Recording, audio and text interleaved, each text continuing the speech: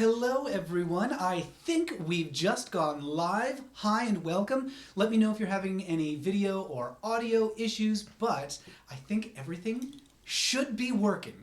I'll let you know if it's not. But hi and welcome to a very special Queens of Adventure live stream. We've got a party of queer heroes here. We're about to do a very exciting fantasy quest for you all.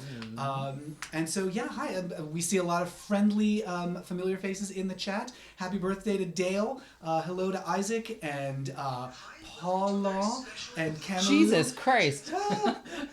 David Abercrombie's here, Uncle Deadly, of course, Freddie Mercury, Patrick, Drew. Freddie Mercury? Freddie Mercury is girl. literally here. I'm spooked. There we go. Hey. So, yeah, hi everyone and welcome. Let's get some introductions going here, and we're just going to go right down the line. We'll start with our newest, freshest face here. Who's this? Hi, my name is Bosco. I'm so excited to be here. I've not done one of the live streams, but I've been working on some backstory stuff. So you'll be seeing more of me soon, but so stoked to be here. Yay! I'm the scab on your upper lip that won't seem to go away. Fraya Love, how are you? Too real.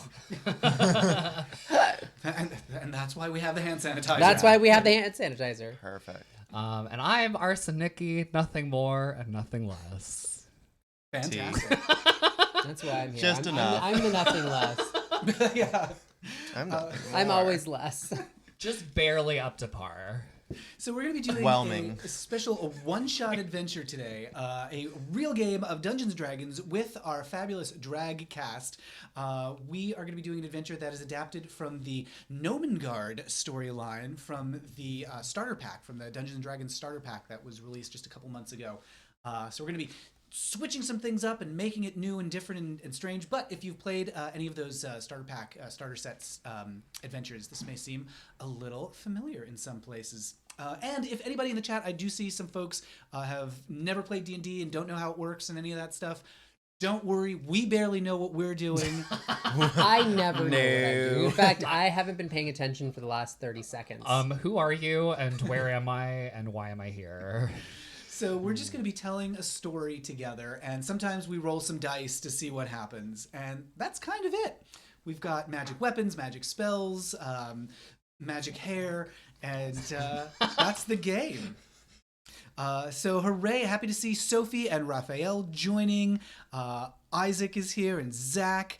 Yay, so glad that y'all are here. Oh, and Isaac, of course, Geckle's on Twitch. Hello, hello. And Bumble Homestead. Oh, so many familiar Bumble friends. Gosh, so Homestead. many friends. It's gonna be so Yay. good. Oh, it looks like I'm on I'm here so too. glad y'all didn't have anything better to do on a Sunday. Yay! This is it. If we're all like under self-quarantine right now, the least we can do is do some tabletop gaming online. So this, as you may know, is part of a big show that we do called Queens of Adventure. Queens of Adventure it's a live show and a podcast. You can find it at queensofadventure.com. Just as of today, we have launched our second Queens of Adventure podcast. We've got Queens of Adventure for an ongoing comedy story with our heroes, and we've got now Queens of Adventure Legends for live shots and for one-shots and live shows and standalone adventures. So you can check that out over there. And we've also just revamped our Patreon as of today, and we'll have some more details about all that stuff. But there's lots new rewards and treasures and trinkets and things that you can get, including these very special magic item cards that we will send you in the mail. And all of our party has those new magic items that we're generating. One a month. They have our very first item there, the glitter bomb, that they may decide to use. A bomb of glitter. A bomb of glitter. I got it through Amazon. Just kidding. Through Glamazon. Glamazon! Oh, God. Amazon Prime. There it is. And we've got some live shows coming up. If you'd like to see the cast live in Seattle this coming week on the 12th, in San Francisco on March 25th and 29th. So if you're in either of those cities, you can come see us. And if you're not, get your plane tickets now. Because, yeah, we want to see you at a live show. I fully forgot the 12th was in like 3 or 4 days. Oh, God. Yeah. I'm like, oh, right. That's happening. Uh-huh. You We're ready, Mama? not doing the panel, but we're still doing the live show at Rebar. Yep. Yes, Work. we are. Oh, God. Help! Yeah, so there's like a color. But Okay. So we have James, by the way, clicking around in the background, tweaking the tech stuff. He's tweaking and twerking on the tech stuff. Not Tweaking twerking and on the twerk.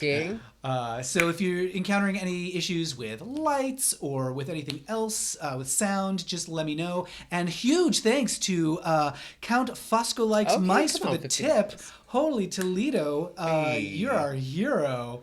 And thank you to Because you can Mackenzie for vaguely the see tip. my nipples, that's why. Yeah, Oh. these Instagram illegal nipples. The algorithm doesn't lie. And let's see, we just had a question here from from Ireland, says worker 67, etc. And Mr. Debacle says Bosco looks fly. Oh, likewise. Like a G6. No, I was going to say like on a wall, but there will be no movement from the Far East. Not on my live stream. like a Boeing or an Airbus, actually. Okay, I'll take that. So, without any further ado, let us begin. Arson, Bosco, and Freya. You hear the gentle song of birds and the rush of a distant waterfall as you make your way down a wooded path toward the gnomish settlement of Nomengard.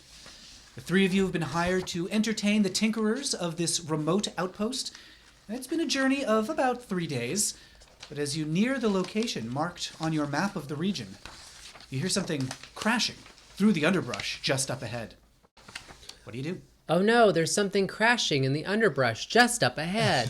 How can you tell?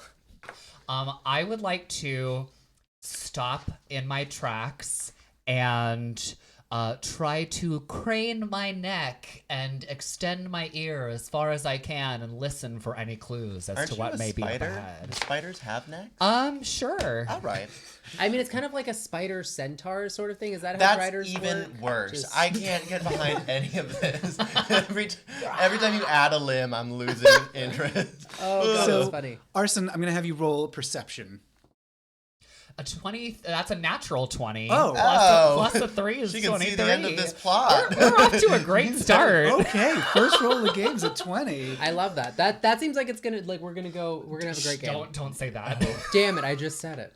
Arson, you can tell that there is a small humanoid creature making an approach about 10 feet away, and it sounds like it's staggering and unwell. Oh. Oh. About 10 feet through like some dense foliage just to the west. I do love foliage. Do like Let's see, creatures. what I think we can should go I check on do? them. Yeah, let's go. Yeah. Let's go Let- check. Let's go yonder. Let's go investigate, if you will. Yeah, I'm gonna step forward as the one who perceived this phenomenon, and I'm gonna be like, hey, hey there. Arson, as you like part the foliage there, a little gnome in tattered, raggedy clothing just stumbles out and collapses into your arms, and he's like, "Oh, help, please! Oh, can anybody help me? I'm from the settlement. I'm from Nomengard. Things have been rough. Who are you? Who are you all?" We're just traveling adventurers, and can I request that your name be Nomi Malone for the gnome? 'Cause We that would already really- have We one. already have a My Nomi Malone in our God. universe. Fine. That's my uncle. Do you know? You don't know me? Yes. Do you know You me? don't know me. We don't know you yet, but that's why we're introducing ourselves. Exactly. Which I will begin to do by saying, hello, my name is Arson Nicki, and I am obviously a spider. And this is an odd way to meet somebody, but here we are regardless. And it doesn't look like you're doing too hot, my friend. What's going on? What happened? Nomengard it's in chaos right now. There just a few days ago, some sort of monster appeared in the tunnels. We don't know what it is. We don't know where it is, but the king, King Nerkly, he flew into a panic. He said that it tried to attack him in the throne room, and now he's just in a frenzy. He ordered us to build these sentries, these robotic sentries to patrol the tunnels, and then he went into hiding with his husband, King Korbaz, and so there's been no sign of either king for days as we're just like churning out these robots, and we're just terrified whatever this monster is, and slowly, one by one, the other gnomes have been disappearing. We don't know what it is or what's coming for us. Honestly, it sounds to me, given that there's a monster in the tunnels, in the throne room, it sounds like all you really need is a 2-pack of fleets. You can get them at Rite Aid for like $5, and if you just give it a good squirt, that should solve the problem just Give it a fine. good squirt, wait 20 minutes, and then just let it all go. Yeah. Call me in the morning. Oh well, I can tell you seem to have some experience here. It's like it's Fleet Week all of a sudden. Would you wouldn't happen to be the entertainers who were hired to come to Nomengard weeks ago? And you do recall that you were hired to come to the city. This is or to the encampment. This is what got you on the road toward Nomengard. Yes, we are very expensive to book, and we are also very famous. So that does sound That right. sounds That very sounds very yes. correct. Who do you think we're supposed to be? Since we're on drag time, we are definitely late. So You mean on Perfect. time? Well, I know this isn't exactly what we hired you for, but if you could restore some kind of peace and order to the caves, I know the kings would be eternally grateful. They could reward you with great fame and fortune and some of our magic items. Oh yeah, my booking fee definitely did not include this. So we're gonna have to renegotiate if you want us to be safe. I mean, and our shit. fellow adventurer was left back at home, and she's the one who carries all the peace. Yeah, I mean, I don't know about y'all, but I just need a couple of drink tickets. As long as they're like above well status. Like if we have 2 drink tickets for some like top shelf business, I could be convinced to take this on. Yeah. I'll just do it for exposure, actually. Yeah, I'll do it for the Instagram You can clout. pay me an exposure. Yeah, as long as we get to like live it, we're totally good. I've had family die from exposure, but here we are. All right, well, you're on the path. You're on the right way to get to Nomengard. It's another hour or so to the east. Just follow the path. You'll find the trickling stream, and that'll lead you to the caves. Cool. Did you want to come with us? I'm not going back. They sent me out to get help, and I'm gonna keep heading back to the city. Another day or two journey west, where I assume you all came from. There's no chance I'm not going back there. People have been disappearing. Well, you know what I always say is where there's a trickling stream, there's me. So I'm just gonna go for that, and I will accept this mission on behalf of the party. Oh, I love a leader. I second that motion. I'm into it. Oh, bless you. Well, you'll find Nomengard just another hour's journey to the east. And best of luck to you all. Try not to fuck it up. Toodles. Suddenly there's like lights and TV cameras that like swing in our direction as we change our shoes to more comfortable, danceable. I'll just be Once I'm sitting gonna go behind put on this. my character shoes. I have to go do a little thing. Get the reveal I'll be ready. right back. Like a New York queen doing a fucking Broadway number. I'm gonna get my character shoes on. Oh God. 2.5 inches max. All right, so you leave your little gnome friend and journey onward along the path toward Roughly an Nomengard. hour eastward. Yeah. And I'm just going to request from the judges off to the side if they would mind grabbing the map that's on the desk in the other room. Oh, a map. We have a map? Oh, well, the Dungeon Master has one for sure. Oh. Somebody's got a map. You've got some pencils and paper that you can draw as you go. I love that. We love technology. Where's Freya's like magic iPad moment when she needs it? My boyfriend's watching this at home. So hi Steven, if you can hear me, say hello. Steven, can you hear me? Yeah, no, Steven's at home with the iPad. All right. So as you continue along the path, you eventually make your way gradually uphill to there's a small stream that trickles just alongside the path, and you follow that to a clearing at the base of a mountain.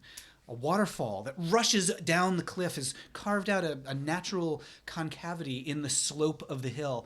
And as you approach, you can see there's a waterfall creating a cloud of mist as it plunges down into a shallow pool of water. Within that pool, you can see 2 small islands, one covered with blue mushrooms, one covered with red mushrooms, and there's several cave openings that overlook the pool on either side, from rocky ledges on either side. So are we gonna take the blue mushrooms or the red mushrooms? Let me. More importantly, I think we do need to ask ourselves, both literally and existentially, do we go chasing waterfalls or do we stick to the rivers that we're used to? I think I'm gonna creep. So we'll find out. I want one of those mushrooms. I don't I'm want no hungry. We've been scrubs. walking. Okay, Bosco, Yeah. you wade into the shallow pool. Here we go. Yeah, give it to me. There is an island with blue mushrooms. There's an island with red mushrooms. The water's maybe just like, it's about a foot deep. Okay. Which do you go for? I'm not scared. I'm wearing character shoes. Let's go with the blue mushrooms. Okay. You head up onto that island. You can see they're maybe like they're about a foot and a half tall. These mushrooms are kind of big for mushrooms, but Okay. they've got little white spots on them. And what do? Are you just grabbing one? Yeah, I'm gonna go ahead and grab one. I'm gonna smell it. Yeah, smells like a fun guy. Okay. Give me a nature check. Oh my god, I hate you so much. 11. No, it's a 10 with my modifier. I'm dying. Yeah, that's I'm dead. It's a 10. She's with given mod- up. God damn, it's okay. I can at least keep you alive for a second. seems tasty. All right. Oh fuck. Hey guys, should I eat this? What do we think? Can I maybe go over and assist and maybe use Arcana to see if it has any magical properties? Sure, yeah. You wade in the drider with your like 8 legs. You just like plick, plick, plick, splash, splash, splash, splash, splash through the water to the mushroomy poor island. Bosco. See if it has any clinical depression curing. Oh yeah, capabilities. very that. Yeah, and Just you're- microdose a little bit. Well, I just rolled a natural 1, Alex, so I'm not assuming we're gonna Go get ahead. shit out of this. Went from natural 20 to a natural Yeah, 1. You. The higher they go, the Ooh. harder they fall. Right. So what Arson, I'm you gonna... face plant onto the I'm island. sure I do. And as you stumble forward through the water and you just like collapse, you face plant down onto the island with that natural 1. I'm gonna say it releases this like cloud of mushroomy spores that you can't keep from inhaling. Oh, that can't be. And Oh shit. you cough and hack a little bit, and the party And she watches has allergies. Oh, the pollen count, Arson. as No! Arson starts to slowly dwindle down in size, reducing and shrinking down. Wait, arson? Yep. Because you breathed in those spores from the Yeah. mushroom with that nat 1, and you're about half your usual size now. Okay.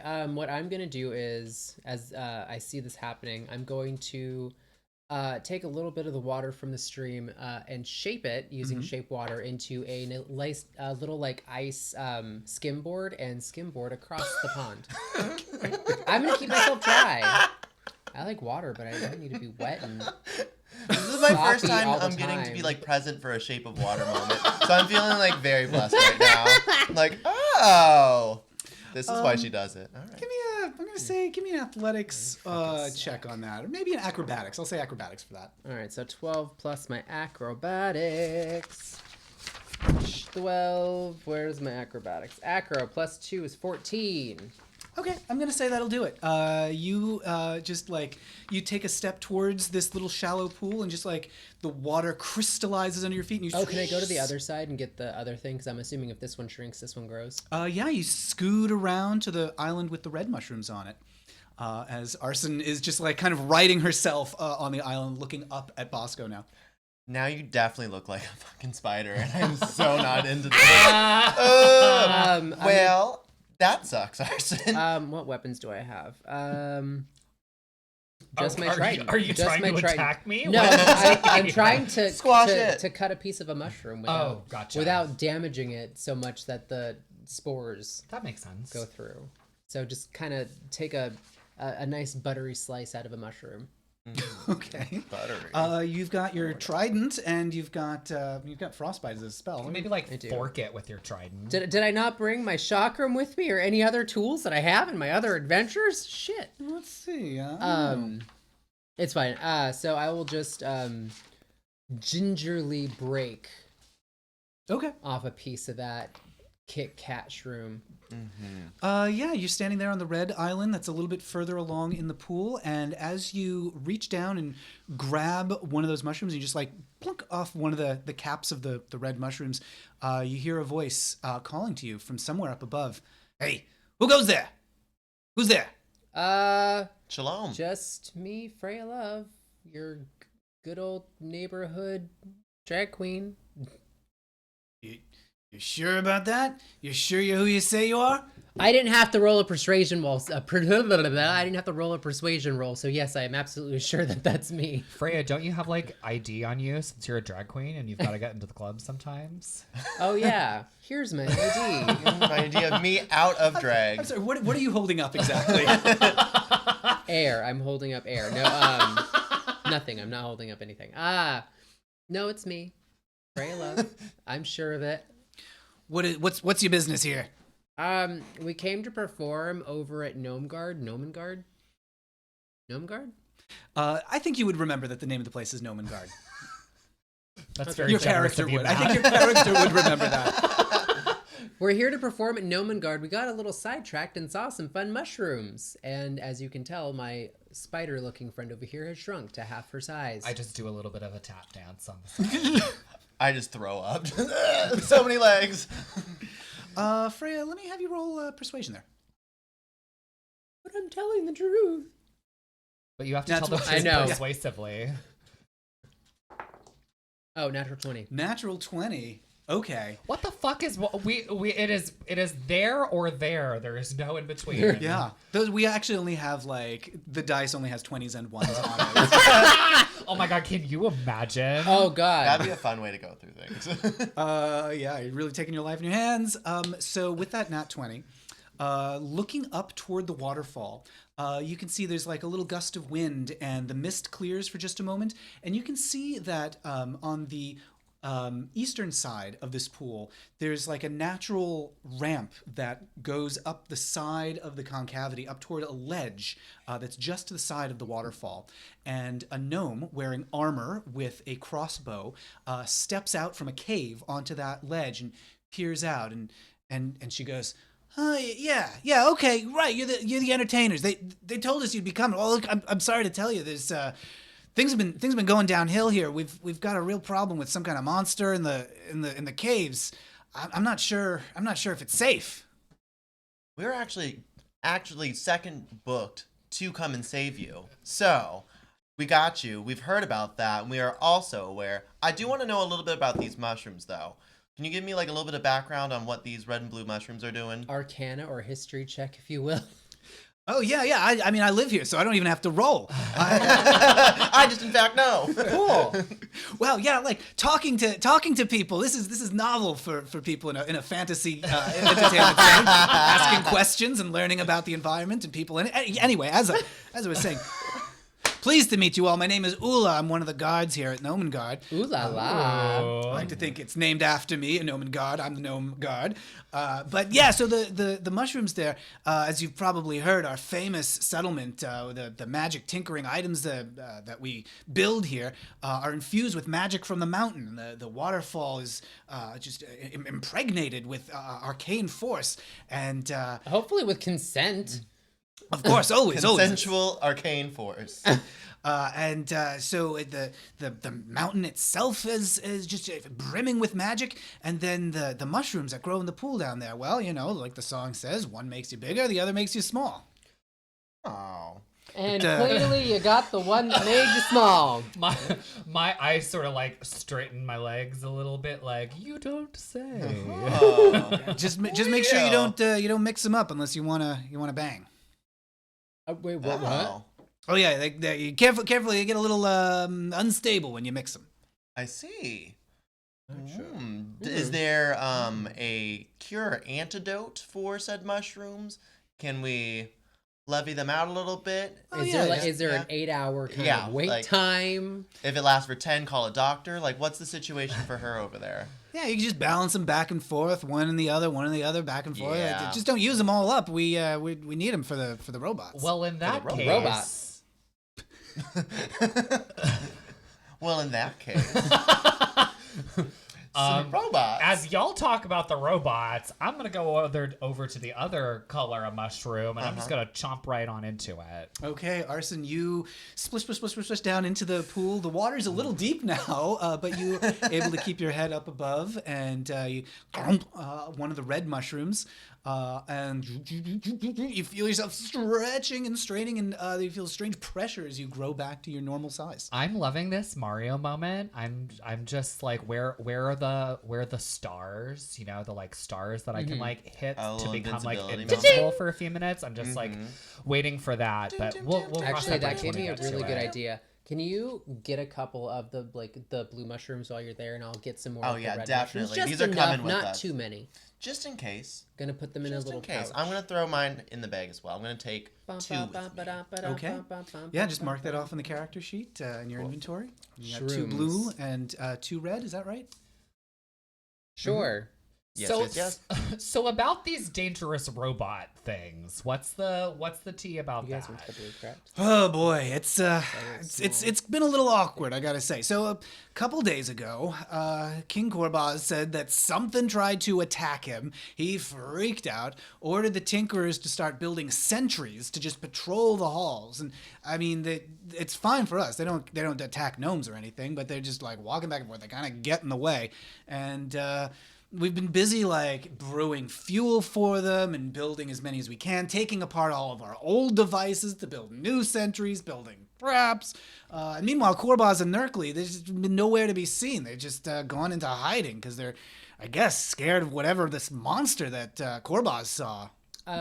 Did Korbaz describe the monster at all? I probably did. Look, he didn't say anything to me, but you might want to talk to the inventors. He's the one, he gave them all the information about what happened to him, and so they built the robots based on what he told them. Well, then it sounds like we need to go speak with some inventing types. What is the inventor's name? Oh, yeah, so they are, let me just refresh my memory. Yeah, so... Seamless.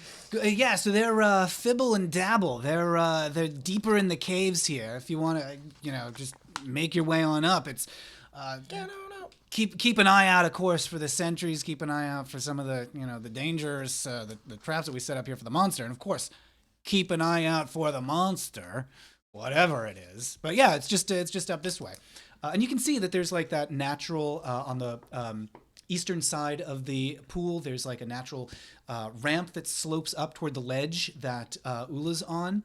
And you can see, looking around, there's also some other ledges with cave openings. There's one much higher up on the eastern side, and there's 2 that are higher up on the western side of the cave, of the pool.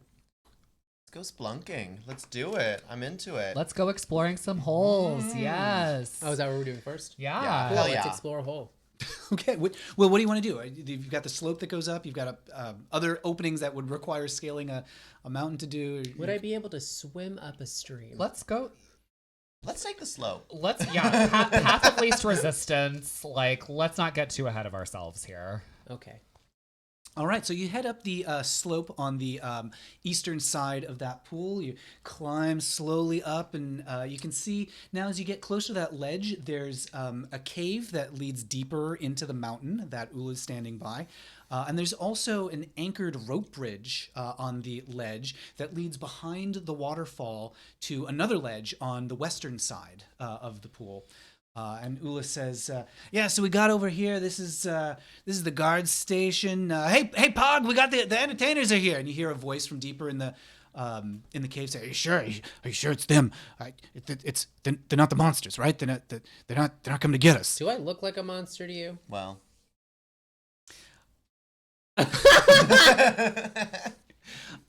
And Ula says, "Yeah, so we got the guard station over here, and some of the the kitchens, and some of the storerooms, and some of the equipment back this way. And then if you cross the rope bridge, Fibble and Dabble are they're just on the other side there, on the other side of some of the mechanical security devices." That sounds refreshingly straightforward. I can't imagine anything would go wrong. Let's Let's get- go that way. Let's go talk to Fiddle and Dabble, Daddle and... Sure. Frick and Frack, the Double Mint twins. Fibble and Dabble, tell 'em Ula sent you. Gotcha. Who is naming you people? These are traditional gnomish names, I'll have you know. We just met her. Sorry. We apologize. I Yeah, don't- what- I don't know. Yeah, I'm What's not- your name if you're so fancy? My name makes a lot of sense. It's called Bosco. Oh, okay, named after a chocolate drink from the 1950s. All right. Yes. Fried cheesesteak from the Midwest, actually. I'll take your word for it. Oh my god, that was such a good read. Okay, so what do? You see, like, there's a cave that leads deeper into this side, into the eastern side of the mountain, and there's a rope bridge that leads to I the want west. to go to fiddle and dabble, Yes. That's them. like fiddly-dee and dabbling through dabble things. If that makes it Okay, easier. Because I have a hunch of what is possibly going on. So let's go there. Come on, Vamonos. Okay. All Or right. at least I want to go to. Do we want to split You know, the we're party not up? splitting the fuck up, so I'm No. going where you are. Okay. You head across the rope bridge behind the waterfall as it like rushes down over you. Here we go. And make your way. You see, like, there's a narrow cave I feel at opening. home. And as you get closer, you hear like a whoosh, whoosh, whoosh, whoosh, whoosh sound. And you get close to that cave opening, and it is pitch black inside. You could just see a little bit of like light from outside illuminating the cave. And now, Arson, you do have dark vision. I think sure you have do. superior dark vision. I believe. my dark vision has a superiority complex. Whoa. I just have dark vision, so I have to trust you on this. But I'm also chilling. And Freya, we have We're gonna tie a rope around Freya, and we're just gonna. frequently and mistakenly said that you have dark vision. Yeah, I don't think I do. Mostly mistakenly. Yeah. So in fact, you do not. yeah. But Arson, you can see clearly into this room. I can Bosco, see clearly now the rain has gone. you can see. I believe it's up to 30 feet ahead, as though it's normal light, and then 30 feet beyond that, as though it's dim Shades of light. gray. Yeah. But I do have cast light, so I'm just gonna cast light on my Triton and Oh, make it a torch. okay. So you cast light, and is that's a cantrip for you, I believe? So yeah, Sure is. as you approach this cave, Freya, you're holding your trident. It starts to glow with a bright light. And you can see, looking in, that the chamber ahead is divided by two rapidly spinning devices in the center that look like tall floor-to-ceiling turnstiles, fitted with long, sharp blades. And those spinning blades block your progress through the room. Well, that's gonna be a problem. Are they attached to any gears or anything? Give me a perception. 15 plus 7.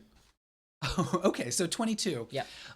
Yeah, you can see that these turnstile devices that bisect the room, there is a like a network of gears embedded in the ceiling, and you can trace, like, you can see one is spinning clockwise, the other is spinning counterclockwise, and the gears are rotating and spinning, and there's a whoosh, whoosh, whoosh whirring, and you follow the gears across the ceiling of the room down to, there's a lever on the far wall on the opposite side of the room.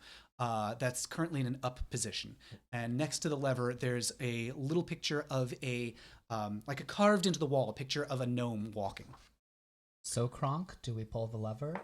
Pull the lever! There it is. I'm gonna go ahead and use my handy dandy duct tape whip to go ahead and. Whoosh. It's used duct tape, by the way. So. Oh. Even Yeah. better. So it's crunched up. It's got nice durability to Uh it. huh. It retains its shape if I want it to. Yeah. Now, so I we're gonna will- go for that. I will say, like, these blades, like, completely block any progress through the room. So I will let you do this. I'll let you Okay. roll your attack with disadvantage, and we'll see what happens.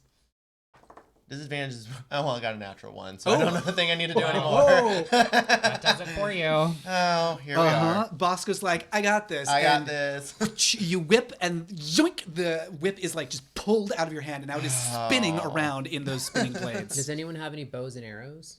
Yeah, but I don't know if I trust myself after that one. Would a gnome-sized person be able to get around No. these? Completely blocked. Well, shit, guys. I know. Typically, I like to take a little bit longer to think about these things because I have all the time in the world and we're recording rather than live. So On That's a real the pleasure to edit that. spot. what I want to do is, do I have my decanter of bountiful water? Yes. Is it possible to get a stream large and powerful enough to shoot across the room to get the thing in its off position? Well, I think we're about to find out. Tell me what you do. I'm going to open up my decanter, whisper whatever I need to whisper to get it to go where it needs to go, and hope for the best. You clunk, uncork your decanter of bountiful water, and I think you have the option of whispering stream, fountain, or geyser. I think geyser would have to be it, but that's all. That's all the water I've got. If I just say geyser, right?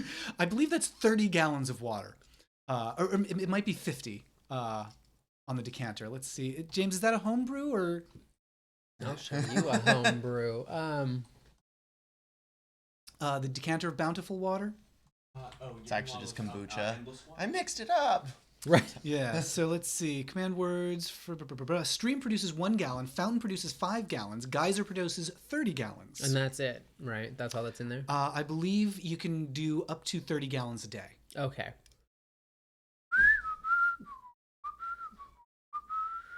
Tell me what you do. I'm only going to use a stream, not a stream. I just need 5 gallons, enough to create a giant ice cinder block to chuck at the off position. Okay. So you uncork your decanter. Mm-hmm. You whisper fountain, and a 5-gallon fountain of water like sprays across the room through the blades of the spinning turnstiles. Can I freeze it while it's like in motion? Sure. You want to freeze the ice in the turnstiles? While it's in motion. Okay. I will say that as the Kind of You're like using it's shape water shooting here, right? out. It sprays and shoots out. I freeze it at the same time, and it continues its unless it's just too heavy and it just plops down. I don't know. I don't know geometry or physics. So you can use shape water to freeze water provided there are no creatures in it. And there are no creatures in it. Mm-hmm. So here's what I would say. As the fountain of water sprays across the room through the turnstile blades, you freeze it, the 5-gallon spray, and you hear the crystallizing of the water as it freezes in place, and the blades they're grinding, and the gears are pushing. They're still trying. Run! They're still trying to go, but do you just run? I'm gonna run for it. Same. Okay. All right. You all scamper as fast as you can through those blades and make it to the other side just as the ice shatters and breaks. I can't If there's believe a gnome sleeping on the other side of this, I'm gonna be so upset. Okay, I know we usually make fun of you for using shape water, but this was an extraordinarily successful use of shape water. I would like to give you explicit credit for this. Work. It's useful sometimes, and other times I just like to have it. Yeah, so now you are standing on the western side of this blade room as the blades start spinning around again, occasionally thwacking Bosco in the face with the whip. I missed my whip. She likes it. It's And fine. you're standing there next to the lever that has a picture of a gnome walking carving. Oh, wall let's next to turn it off. Can I turn it off? You yank the lever down, and the gears go. And Get your tape. I'm gonna girl. go retrieve my tape.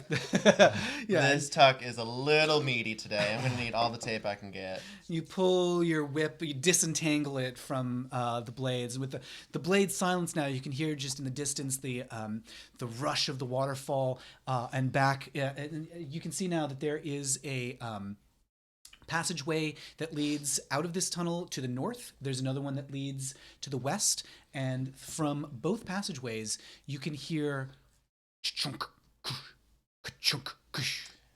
Is this a sentry? Oh. We're about The to find sentries are out. robots, right? Yes. They're Hark! I hear it sounds very. I don't know. Which path would y'all ladies like to take? Whichever direction Fiddle and Dabble are. I'm not sure if we know. I just start walking towards the leftmost one and just keep going. I'm Okay. down. She can see in the dark the best. Follow you. Okay. Are we still in the dark? It is still dark except for your trident, which Okay, is cool. illuminating things. Is there a sign anywhere that says fiddle and dabble? Is there a directory like in a is mall? there? Is there like a you Where's are the help here? desk? There is no directory, no. But Arson, you said you're going to walk to whichever one is left. I'm literally, I'm just gonna do that thing where you just start walking and hopefully your friends start walking with you. Okay, I'll follow. Yeah. Okay, That's right. Arson, What's the you worst that could happen, right? start walking down the passageway. You can see pretty far in the dark. This is a long hallway carved out of stone. It's also pretty small. Like the ceiling is like you have to stoop just a little bit. It's gnome sized. So it's a bit of a tight fit, but you're walking single file. And tell me, what is your Arson's taking the lead, and Bosco and Freya, what's your marching order? I can rear in the end. Sure. I I'm can sure be you at the, can. I can All be right. at the end. It's enough just bragging because. for now. Sure, you're very good at that. Okay, so we're going Arson, Bosco, Freya, and Arson. As you're going with your spider legs tick, tick, tick, tick, tick, tick, tick, down the passageway, you can hear the chunk, chunk, chunk, and you can start to hear like a little metallic, kind of a sparkling sort of sound, like ting, ting, ting, ting, ting, ting, ting, and you can see a shape coming up ahead that kind of looks like you. And as it moves closer and your dark vision gets a better fix on it, you can see there is a giant metallic spider sentry, Absolutely not. made of like You did this just because of her, brass right? and gears, and it's tink tink tink tink tink on 8 legs, moving in your direction down the hallway. Here's what I'm gonna do. I'm going to use my college theater degree that has been told to me many times that is useless. And I'm actually gonna make my movements more robotic. Oh. So as to appear I'm one of you. friendly to this creature. I like that. Okay. I love this. Arson, give me performance. Come on, Mama, you got this. I'll Right. give you advantage on this as well. Oh Yeah. Because of the degree. God. It wasn't Paid useless. tens of thousands of dollars for this advantage. I'm so happy about At this. last. Okay, well I needed it because that was a 10, and that was a 19. Woo!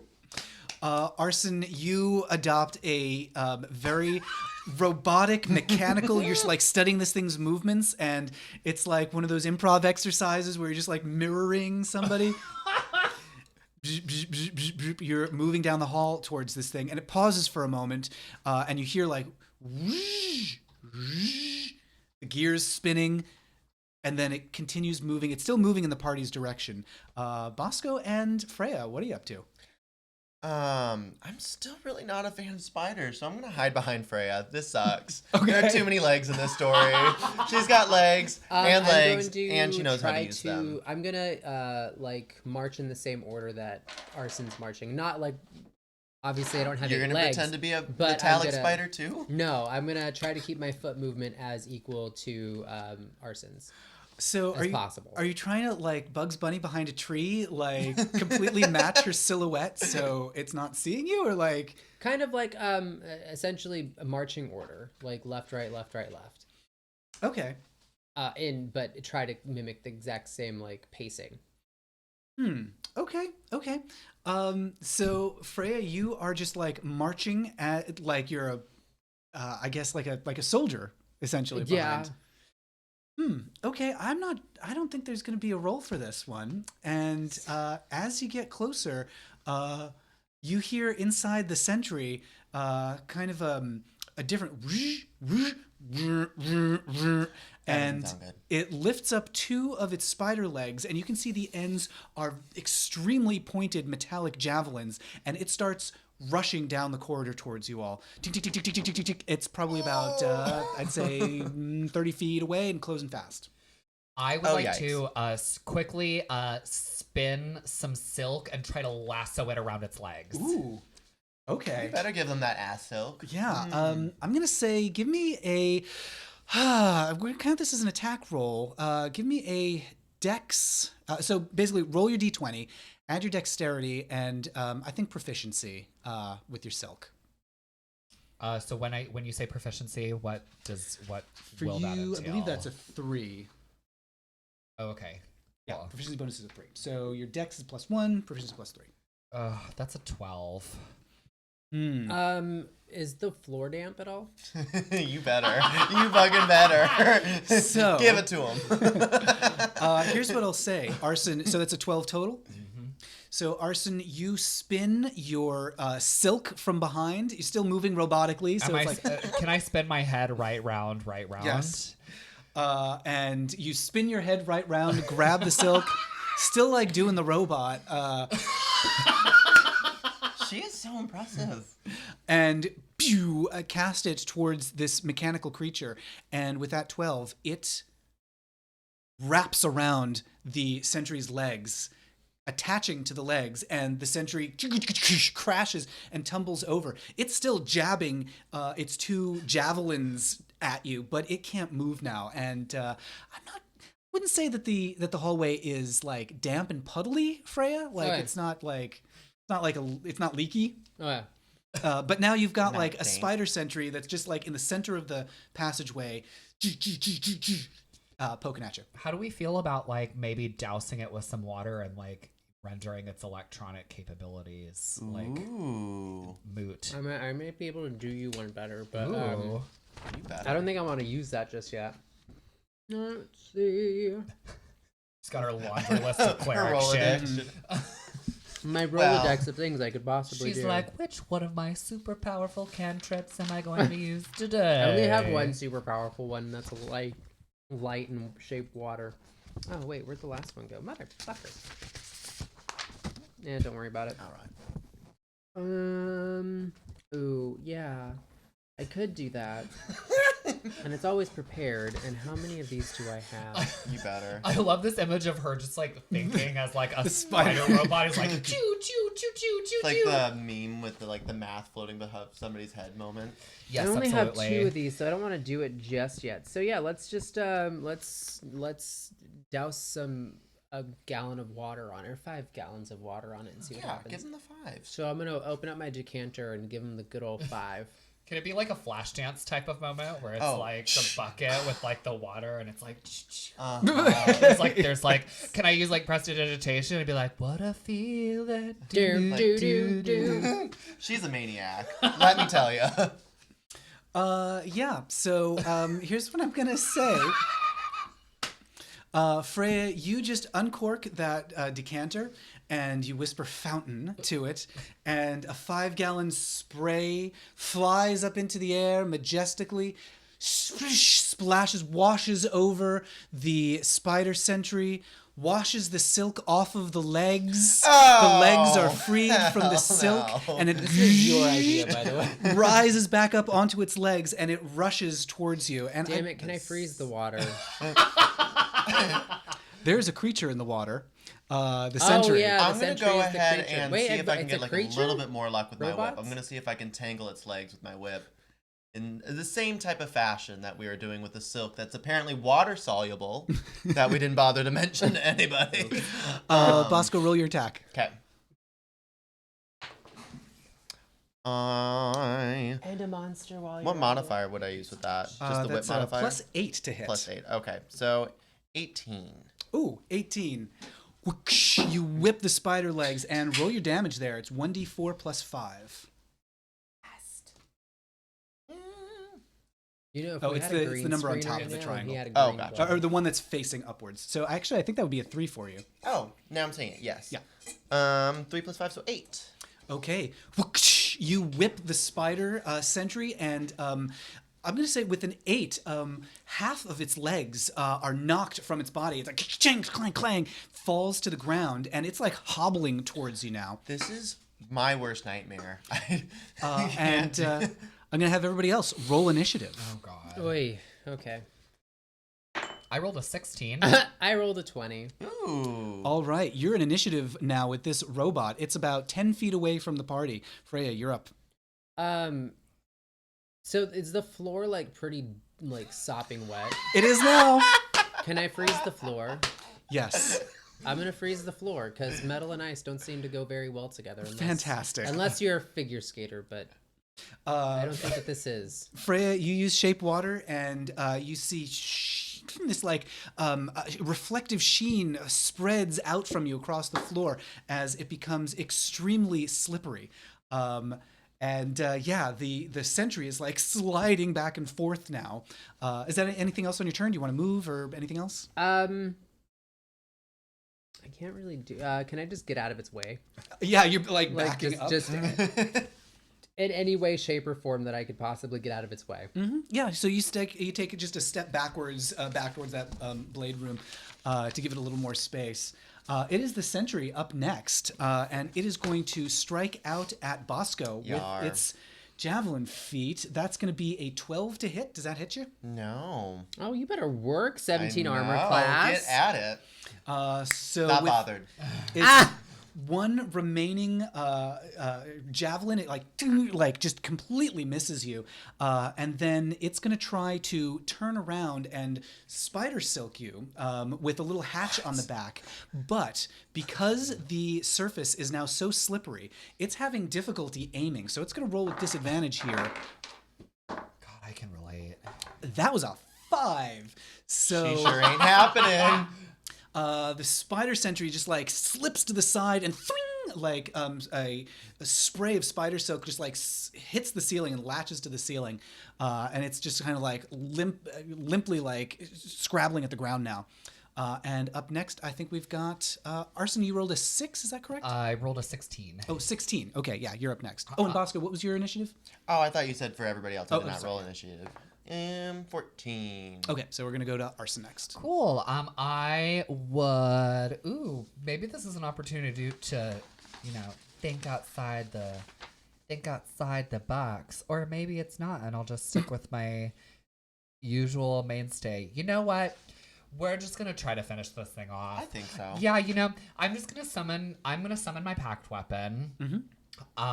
And what'll vibrate this time? What's funny that'll vibrate? Maybe I'll do like a two-handed like baseball bat that like vibrates. Okay, great. Woof. One of those Does it say two-handed good baseball night on it? bats. Yeah, As opposed to the a one-handed. one-handed baseball bat. I'm dual wielding baseball bats today. I mean, don't put it past me. All They're right, roll called your attack. drumsticks. You mean attack number 1? Oh, that's right. Yes. Oh. Well. Oh, God. Speaking of number 1. Well, she rolled a natural 1. You're number 1, girl. Okay. Making so me feel you- like a number 2. Jesus, this is horrible.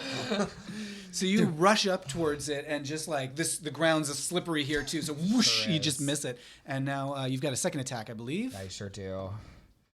That's a 24. Okie dokie. Go ahead and roll your damage for that. We're gonna say, I think I would consider this a club, which usually doesn't do a ton of damage. Club, another club. Bus. Oh yeah, we'll do a great club. Ooh, as opposed to a good club. This is a great two-handed club. So this is gonna be New York's hottest club is great. Great club. roll. It Two has hands. everything. Give me a 1d8. I can count it. I can't. Every time he tells me which dice, I'm like, Well, Alex, that's a 5. Arson, you rush up to it and you slip on the ice and you swing and you miss with the first one, and then you spin around and you slam your club down on the sentry, and it explodes in a shower of gears and mechanisms and parts, and just like collapses into 2 halves down onto the ground. And I respond with a maniacal. you better work. Can I just like look around for some stuff and things? Tools, maybe some stuff that I can like screw around with or turn into like weaponry. Yeah, sure. Give me investigation. Look for some stuff. Yeah. Yar. Oops. That's not good. No. +0. I just got a 1. Ooh. Oof. You Sad day, I Wednesday. know. Shit. Yeah, so You are like scrounging around in the metallic remains of the spider sentry, Girl, you're gonna get tetanus. and I got tested. I got my shots. All right. you push aside one of the halves, and it like clanks. And when it clanks, it makes like this noise. It makes like a loud noise, and you hear the noise echo ka-chunk, ka-chunk, ka-chunk, ka-chunk, down the tunnel. And then from far in the distance, you hear another thunk, thunk, thunk. Sounds like Do you have any more water? It worked really well the first time. I have about 20 more gallons. So let's just leave. Let's go. you were not gonna heading bother. west when you initially encountered. Let's go in the opposite direction of that ka-chink ka-chink noise. So you can rush to the west as you were initially doing, and heading in that direction. You hear the metallic sounds kind of disappearing into the background, and you see there's another chamber up ahead, dimly lit, and as you near it, you can hear voices arguing with each other. You can't quite make out what they're saying, but as you get closer, you see that the cave opens up into a messy-looking workshop. It's strewn with various machine parts and weird tools and half-assembled contraptions. You can see two gnomes arguing with each other in this heated discussion, standing near a gleaming bronze suit of armor. What are they arguing about?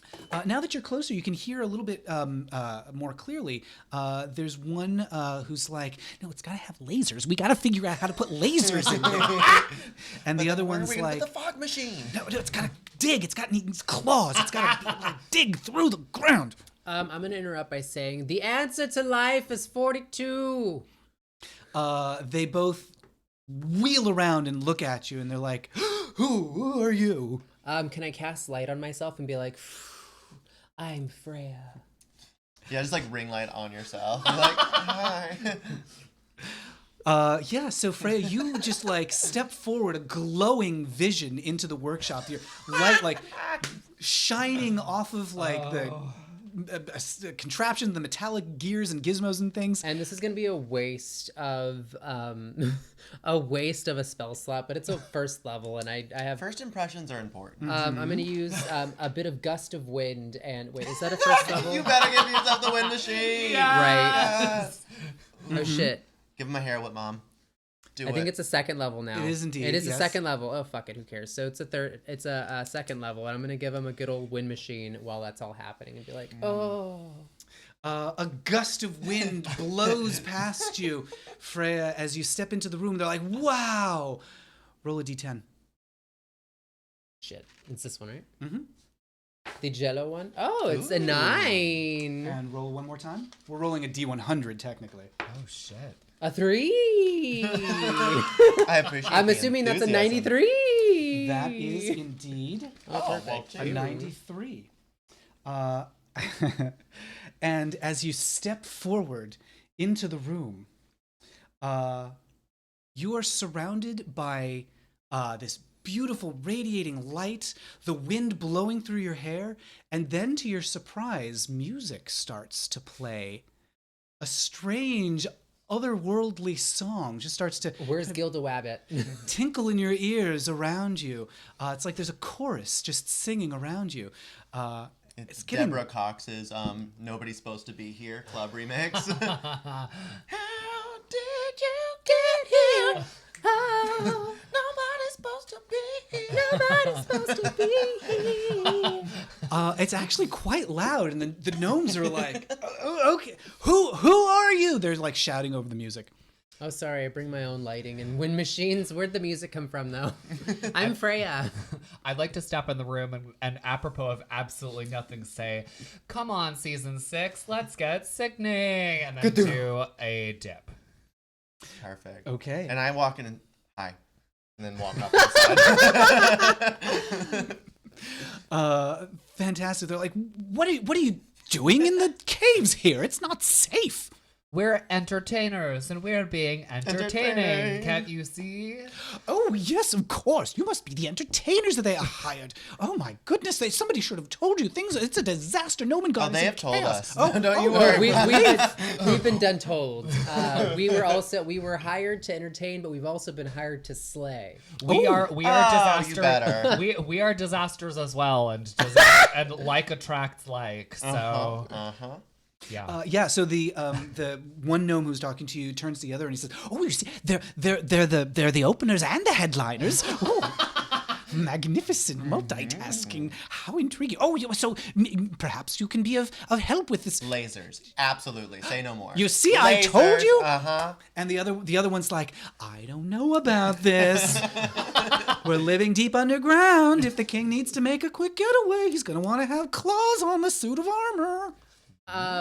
That's very interesting. Can I turn down the music? You have no control over the music. Damn it! Where's the music Deborah coming Cox from? Roll Arcana. I can't think with all this loud noise. 20. Ooh, natural 20? Yeah. Freya, you feel... Fuck is I don't know. So one of our new rewards for Patreon backers is that at a I'm certain keeping level, these dice, Mama.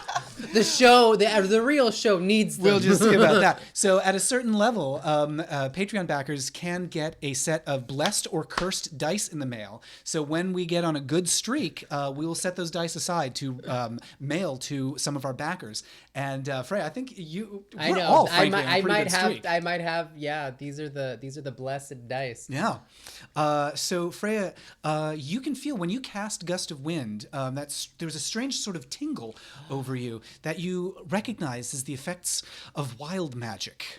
A dangerous condition where magic spells are accompanied by unpredictable effects. Oh god. Well, in this case, the unpredictability was the music. Mm-hmm. Like for some reason, I was thinking like the gust of wind through all the tunnels. It's because it's like a flute of some sort or like a horn. Amazing! I love that. That's all I can think of. But I want to ask the gnomes a few questions about the monster. Mm-hmm. What does it look like? Oh, you're asking about that thing that King Nerkley says that he saw.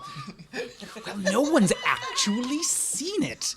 So, as scientists, we deal in facts and absolutes and knowledge, and so we can't be bothered with it. To be honest, not particularly interested ourselves in the monster. We're just interested in building these contraptions. It's been a wonderful opportunity to get some of our robots out into the world, and feast your eyes on this power armor that we're building for the king. Hopefully, this will lure him out of hiding. I mean, okay, that's really great and all. Fiddle and daddle, fiddle and faddle, fiddle and dabble. Yes, that's us. Yes.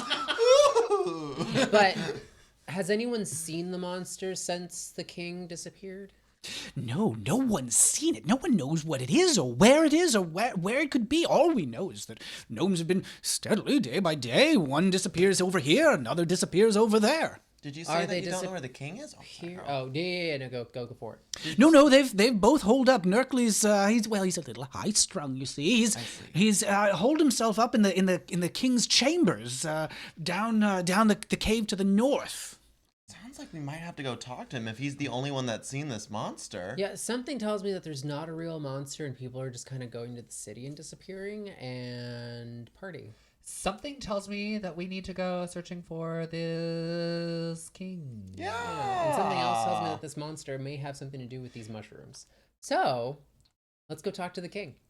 Well, if you could convince him that we've got this power armor, it's almost ready. We just need a few more parts and things for it. Yes, perhaps that would lure him out. So it's not ready for a test drive. Not quite. It needs a power core, and we've unfortunately used up all of our power cores in the centuries. Here's a funny story. We were walking over here so steadily, we just came across this broken spider-looking sentry. I don't know what happened to it, but he was really must beat have up. slipped on some ice. The other one says, "Oh, my favorite! I can't believe it broke down." But now you have a power core. There you go. Geez, well, I guess if you could find a power core somewhere from one of the sentries, we could use it to power the armor, and maybe that'll get Nerkly out of the out of seclusion. Well, I mean, think we have to found it wander already. back. You just have to go retrieve it. You're like, I'm not doing that I'm not again. Is there a way to let's just say that we happen to stumble upon a sentry that wasn't exactly very benign? What's the Sure. word? Benign's a good word for that. Benevolent. Benevolent. There we go.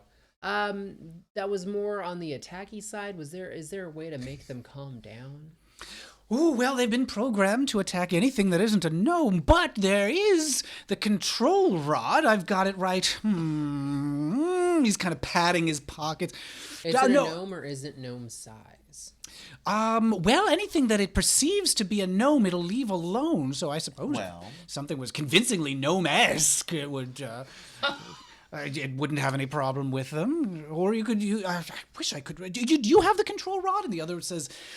It's probably in the treasury. You left it in the treasury again. Yeah, well, either convince them you're gnomes or find the control rod. It's got to be around here someplace. I'm really good at finding rods of all kinds. So I've heard that about you. Can I just use locate object? You Wait, could hold use locate object. I think that does allow you to find objects of a certain type if you haven't seen them before. She's seen rods before. Can they show me I a think picture? she's got it figured Can they show out. me a picture of it?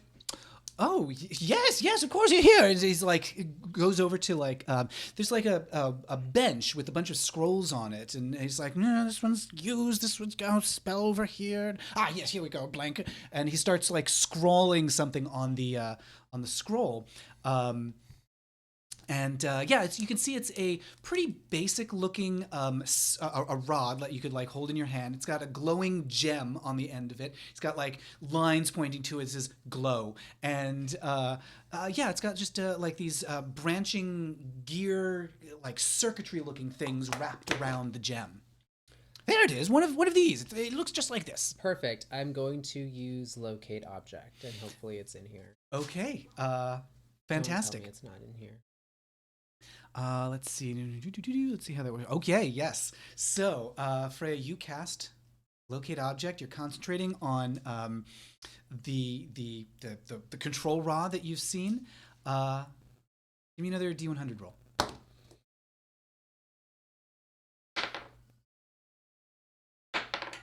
$35. All right. You feel a picture starting to form in your mind. You can see the control rod. It's sitting on top of a like a wooden barrel, and you can sense it's about 150 feet to the south. You could just see it like just perfectly placed there. And as you're thinking, you're concentrating as hard as you can. Roll another D10.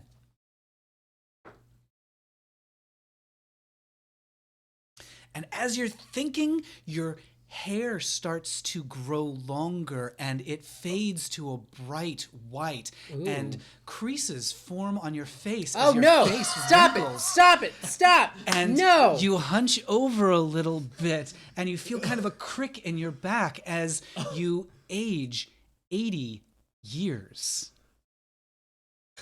She's gonna be bathing in Olay tonight. Shit. What? Well, that sucks.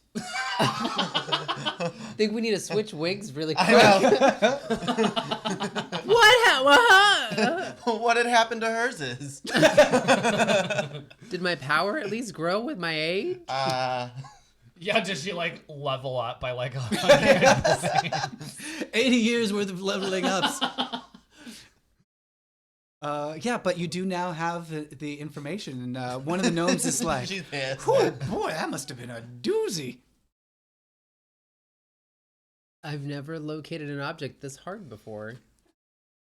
Usually rod finding comes pretty natural to her. Apparently Where's not the this rod, time. girl? It's 100 feet to the south, Okay. on top of a barrel. Well, you stay here, Grandma. I'm gonna go and take it. Find her a walker. I'm gonna start knitting. I'm And gonna go fetch the rod. and the other one was, I told you left it in the treasury. You're gonna need a key if you want to go in there. So I'm not locating any more objects. Well, do you have a key? Yeah, Do you have a yeah, key yeah, for here you us? go. Okay, well, Thank thank you. the key. the one of them hands you the key, snaps it off of a key ring and hands it over to Bosco, and off you go. I guess. Good luck with the control rod. That should keep you safe. I'm gonna stay right here. Oh, okay. Okay, yeah, keep us company while we're figuring out the rest of this suit of armor Here's thing. some warm pudding to keep you entertained. Does anyone know how to reverse the curse? Oh God, because I'm doing magic. Oh Jesus Yeah, Christ. girl. That's what happens when I do magic in a place that you're not supposed to do magic.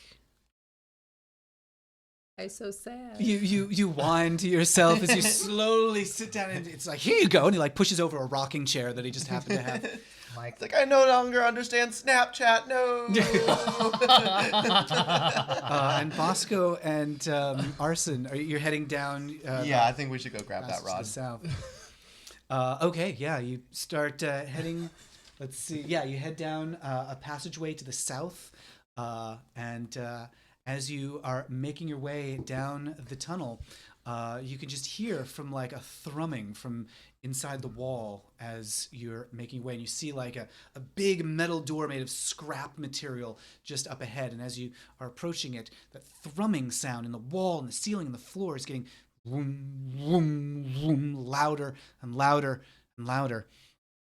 And we're gonna put a break here. We're gonna take a little vacation from the adventure, and just take a little halftime.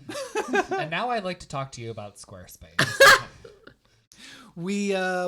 Honestly, as long as we're here, why don't we say a few words about Queens of Adventure, our podcast and live show that features drag artists just like these playing Dungeons and Dragons. We've got two Queens of Adventure shows. Queens of Adventure, which has been going for about almost two years now. We're coming up on 2 years, I think. The podcast? Yeah, it's podcast, coming yep. up on 2 years. We started recording episodes about, I think it was May 2018. So ongoing Mazel. comedy drag adventure, and we've just, as of today, launched Queens of Adventure Legends, which features one-shots like this and live shows and standalone adventures. So you can just like dabble and jump in and out wherever you like. So you can subscribe to those both at queensofadventure.com. And of course, we are able to make the show thanks to Patreon backers. So check out the newly revamped, as of today, rewards on Patreon. Big thanks as well to backers here in the chat. To tips here in the chat. Mackenzie Fleetwood, Count Fosco Likes Mice, Robbie Powers. Oh, wow. Thank you so much for your tips. Thank you. Always appreciate that. love One a of good the one of the rewards that backers on the Patreon can give is you can tip the queens, which means that you can give them a little basically advantage or a present or some special thing that happens when they reach into a tip jar that will have the table. So you can have an impact on the adventure as it unfolds. I do like that. We're Hopefully gonna a be positive impact. quarantining some cursed dice, I think, during this break. So whose dice have been cursed? I think Arson, you did roll a nat 1, right? She did more nat ones than anything else that I think I did. Well, it was Yeah. kind of a mix. Yeah, I would not like to continue with this, guys. I mean, I would like to continue with these it dice, is but if we're cursed. gonna pick up the cursed and blessed dice and continue with new dice. So here's what we're gonna do. We've got our skull here that is going to contain the cursed dice. Are you gonna put one in each eye? I think, yeah, if we can make that work. That. Let's see if it Just like a little Goonies moment. Yeah. So let's hand them across. James, you may need to. Thank you. So we've got our cursed dice over here. To be or not to be. Oh my God. My goodness! It perfect. Oh, wow. Perfect fit. I smell new merch. Yeah. Right. Oh my goodness! It's got like wig hairs attached to it as well. This could all be yours. And so we've got the cursed dice right here. Were there any that were cursed, or like I think Frey, you actually rolled some nat 20s that were actually pretty good, right? So we've I'm not getting rid of my die just Okay. yet. I've been very whelming this entire game. Not over, Not under, under, just whelming. Right. So there we She's been go. alright. We've got our cursed dice back there. And if you'd like to see us all live, folks in Seattle and San Francisco, we're going to be doing some live shows. Seattle's live show, Blood of the Vampire Queen, is coming up this Thursday, the 12th at Rebar. That is my jam. Tickets are on sale at queensofadventure.com. There's a link there. And if you're in San Francisco, we're coming to San Francisco on March 25th and 29th. We're doing a very special show on the 25th with Rock'em Sakura, who you may have just seen on RuPaul's Drag Race. So she's going to be joining us at Oasis in San Francisco on the 25th. And then on the 29th, we're doing 2 shows, one in the afternoon and one in the evening. We're doing Curse of the Lizard People. Or no, Queens of Adventure versus the Lizard People. So we're doing Queens of Adventure versus the Lizard People in the afternoon, and then we're doing Queens of Adventure and the Blood of the Vampire Queen in the evening. So come get your tickets for those. Links to those are at queensofadventure.com. Yay! How are y'all feeling about about your quest so far? Good. Too many spiders.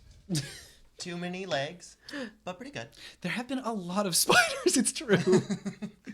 But I'm feeling bad for Freya. That's unfortunate. I'm not. That was, me. it's always the risk. You working with magic, you never know what might happen. Wonder if I can use bless on myself. So, destroy water, cure wounds. Ooh, would I be able to cure wounds? Is this a wound? Only one way to find out. Don't tell me. Yeah. We will see what happens there. Lord, inflict She's gonna wounds. kill herself. Yeah. She's gonna turn into dust. So I think we might do just like a quick 5-minute BRB. So we're just gonna jump off to get some drinks and I don't know, mingle and stop by the merch table. One thing I should mention. I don't know if it's visible on the video. Let me see here.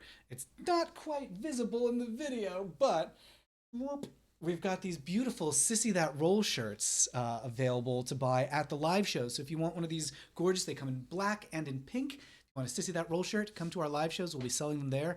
Speaking of merch table, they are the first Queens of Adventure shirts that we've made. They are made by queer artists here in here in Seattle. They are sweatshop free. They're water-based ink. They are super, super soft cotton. I'm amazed at how comfy these are.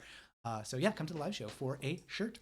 We'll see you there. So we're gonna take just a quick little 5-10 minute break, and we'll be back for more underground adventure with the Queens in just a few minutes. Bye, everybody. See you soon. Meow.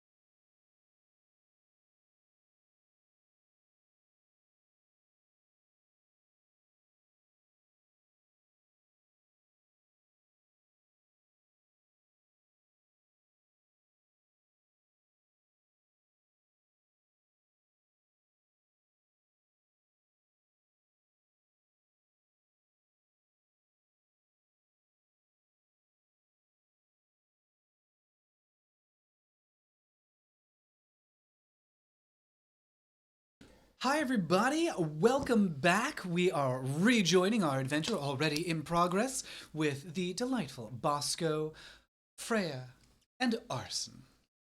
Hi. So we've been doing a little bit of adventuring here. Quick recap for everybody in the I'm chat. old. And of course, thanks to all of you. We're going to do a recap in just a moment. I just wanted to thank everyone for joining us. Thank you for tuning in. Thanks to Rob, who has been posting on social media to let folks know to come join us in the chat. We really appreciate that. So please do post on your socials and let the folks know to come join us. And Rob and many of our other friends are going to be in town here in Seattle for our live show this coming week.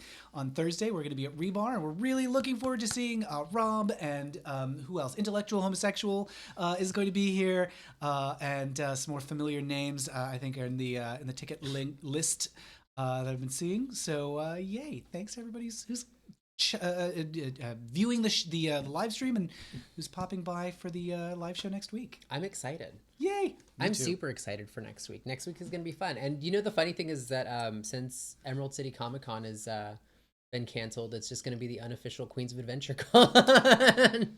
Yeah, well, As For real, it should though. be. As it should be. we're actually going to be having a bit of a meetup. So the delightful London Bradshaw, our Furbolg, is hosting some drag race screenings at Little Maria's, I believe.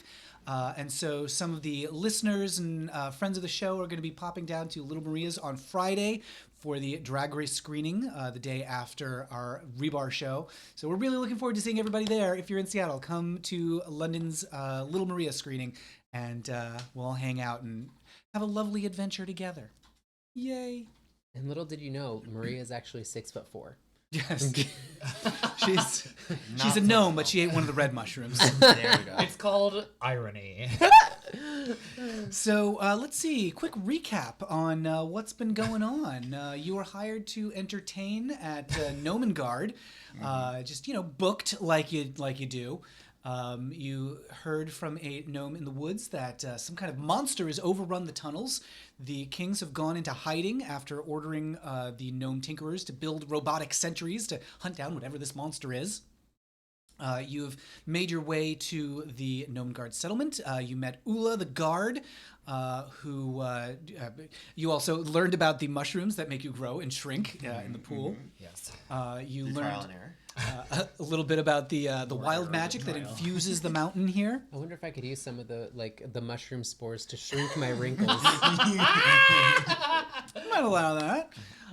Let's see, what else have you done? You learned about, so they've got those robotic sentries, and they directed you to the inventors, Fibble and Dabble. It's Fibble and Dabble? Fibble and Dabble? Not Fiddle and Dabble. Close enough, they might say. You met the inventors who are working on some power armor for the king. You heard that they need a power core to power up the armor, and which you might be able to obtain from one of the sentries. You did defeat one of those.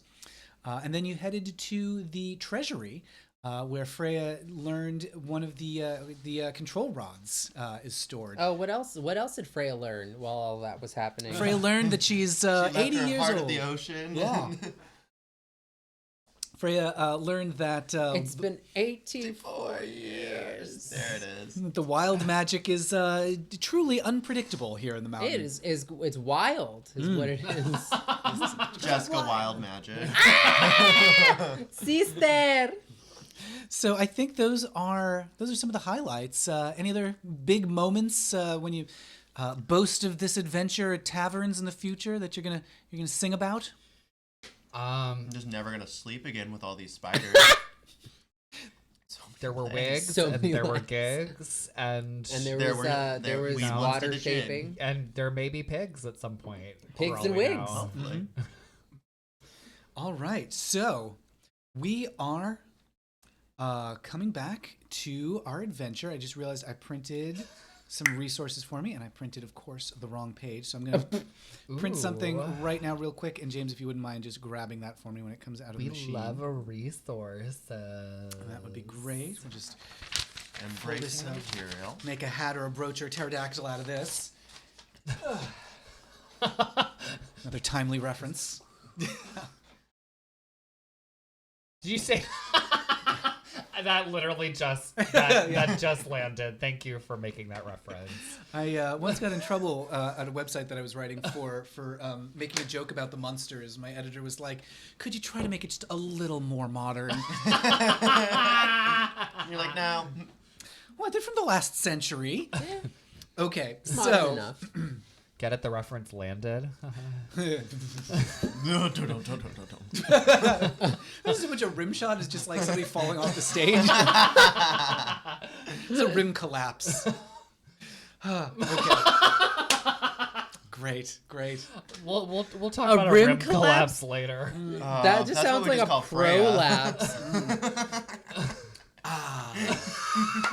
Inspiration for me. Oh, I do have the pouch of inspiration. The pooch of inspirations. It's empty. The pouch from Rob. I know. Where's Rob's pouch? It's Wow, we're just There's so so many so today. uninspired. Dice Ref Gremlin did send us some inspirations. Is that it on the shelf? Oh, we might have. Nope, that's a Oh, blackbird. the inspirations that aren't Chuck E. Cheese coins. Yeah, well, We're we've gonna have got it- real inspiration coins for the very first time. I think we might have it already packed up for the live show, so it may be buried in a box. Oh, then it's fine. So anyway, inspiration in our imaginations. Inspiración. Okay, so where we last left off, Freya was taking a nap in a rocking I chair. withered away to nothing. I will say, Genesee do live to be around 120 is the Oh, perfect. life expectancy for Genesee. so shit. yes. Did I grow any wisdom points, or did I get anything out of growing old so quickly? No, girl, you're Biden. You're full dementia. Oh! bide in her time, we'll say. Welcome to the stage, Biden, Biden your her time. Also, I was thinking Augusta Wind, but I like her. I like Augusta her. Wind. Yeah. I'm not mad about welcome to the that. stage, Augusta Wind. Anyway, That's nice. Okay, so Freya was taking a little relax Biden her time. in a rocking chair back in the workshop Hold on. as Knitting. Arson and Bosco made their way down to the treasury to the south. So as you make your way down the tunnel, you can hear this thrumming in the wall. Vroom, vroom, vroom. And as you get close to this door that's embedded in the stone wall ahead of you, you can see that there is carved into the wall on either side another one of those pictures of a gnome walking. It's like carved into the stone wall on either side of the door. Is there a lever of any nature that needs to be inspected? Is there a button that we can press that will solve this entire problem for us? Let me have you both roll perception checks. Can't Well, believe you're alright. letting us check for this. Well, sorry, what are we rolling? Perception. Ugh, 12. That's an unnatural 20. Arson, as you are skittering along the passageway, you can see up in the ceiling there is what appears to be a mechanical eye made of gears that is just scanning back and forth.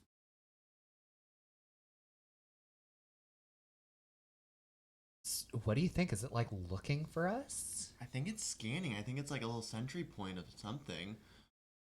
Should we distract it? Should we see if like we can make some noise? Well, it's an eye. It can't hear us. Well, maybe like are we in like seeing distance? Let's pretend that the eye was like a real eye. Mm-hmm. Like, could it like see us if we were in our position right now? So it is just a straight shot down the hallway. I will say you're probably about 60 feet away. Okay. So it's just scanning back and forth. It doesn't seem to have like locked onto you or anything. Okay, But there's nothing obscuring it from seeing you. Okay, maybe I'll like take is there like a rock nearby or like some sort of like small object? Yeah, there's plenty of like rocks and things. Can I take a rock and like throw it towards like the eye and see what happens? Like not trying to hit it, but Sure. like just trying to see See what what a happens moving if it sees object will do. something. Yeah, I don't think there'd be a role for this. You just like toss it down the hallway, and as it gets like it flies up in the air, and then like as it like gets closer to the eye, you see the eye like like locks in and like follows and like just like dead on locks onto it, As it lands in the hallway, it blinks a few times and then goes back to like scanning back and forth. Well, that didn't clear up much. You know what? I think we have to get to that door. I'm sure that these gnomes would have warned us if there was anything dangerous before this door. Well, So- does the door look like it's? Does the door appear to be locked, or is it? Well, like, I have a key, so I imagine. Well, then in that case, here's what I think we should do. I think I'm thinking of just turning invisible and taking you with me. Is that an option? Yes, it is. Oh. Is. Well, then hell yeah. Great. You Great. will work. That was a very successful meeting. Thank you. Meeting adjourned. Turn invisible. So you put your hand on Bosco to cast With invisibility. consent. Yes. Ding, and you feel, whoosh, and in an instant, you both turn invisible. Now I do believe this is a spell slot spell for you. It Roll a is. D100. Oh, wild magic applies to me too. Oh no. 44. Arson. no. Oh, don't laugh. Oh no. Oh shit. Oh no. Wild magic applies here. Oh god, he's laughing. Artisan, you turn invisible. Oh no. And as you vanish from view, you feel yourself rising up into the air, higher and higher, and you're just like pressed up against the ceiling now. You were made Okay, of that's helium. really fierce. You're just She's gonna hovering Tandy now. Amani Dupree this with her single leg. I need a hero! All of her legs splits. Incredible. The crowd goes up. And Bosco, I'm gonna have you roll a D100 as well. That is not my fault.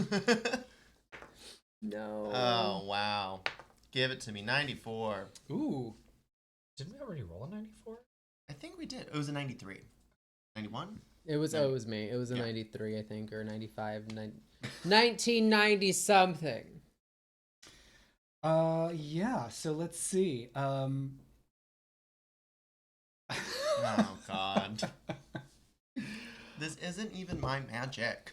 I wasn't even I just consensually agreed I to was be just a part. along for the ride. Lay it on us, Matt. Bosco, you feel strange. Great. Something has happened, and you're not sure what. Something has changed within me. The Something hemorrhoids is are not back. the Shit. Oh dear. Okay, well, maybe not. My straw has unraveled. Save the turtles, everyone. That's what the wild magic did. Here. Where the wild magic is. So Sorry. yeah, Bosco, you feel something strange. As somewhere far away, a straw comes unraveled. Oh, is that the consequence? Period. Yeah. Something has happened, and you're not immediately sure what. Darn, something has happened, and I'm not immediately sure what, but it's unpleasant. As you say that, the words just kind of catch in your throat, and instead, you can feel bubbles just pouring forward from your mouth. Invisible bubbles or visible They bubbles? become visible the moment they emerge from your mouth. Bright pink Oh, bubbles. that's kind of fierce. Okay, well, Actually, like well, this doesn't they're sound like a pink. problem. Well, I'm making this work. Keep for your me. mouth shut for now. And always. So, Arson, you find that you can walk on the ceiling as though gravity has been reversed for you. And Bosco, you're just a little Lawrence Welk bubble machine. Another timely Which, you know what, reference. could be useful. I'm Could sure. be useful. Well, now you have your water whenever you need it. Well, I'm just gonna invisibly just walk up to the door, and hopefully Bosco will follow with the key.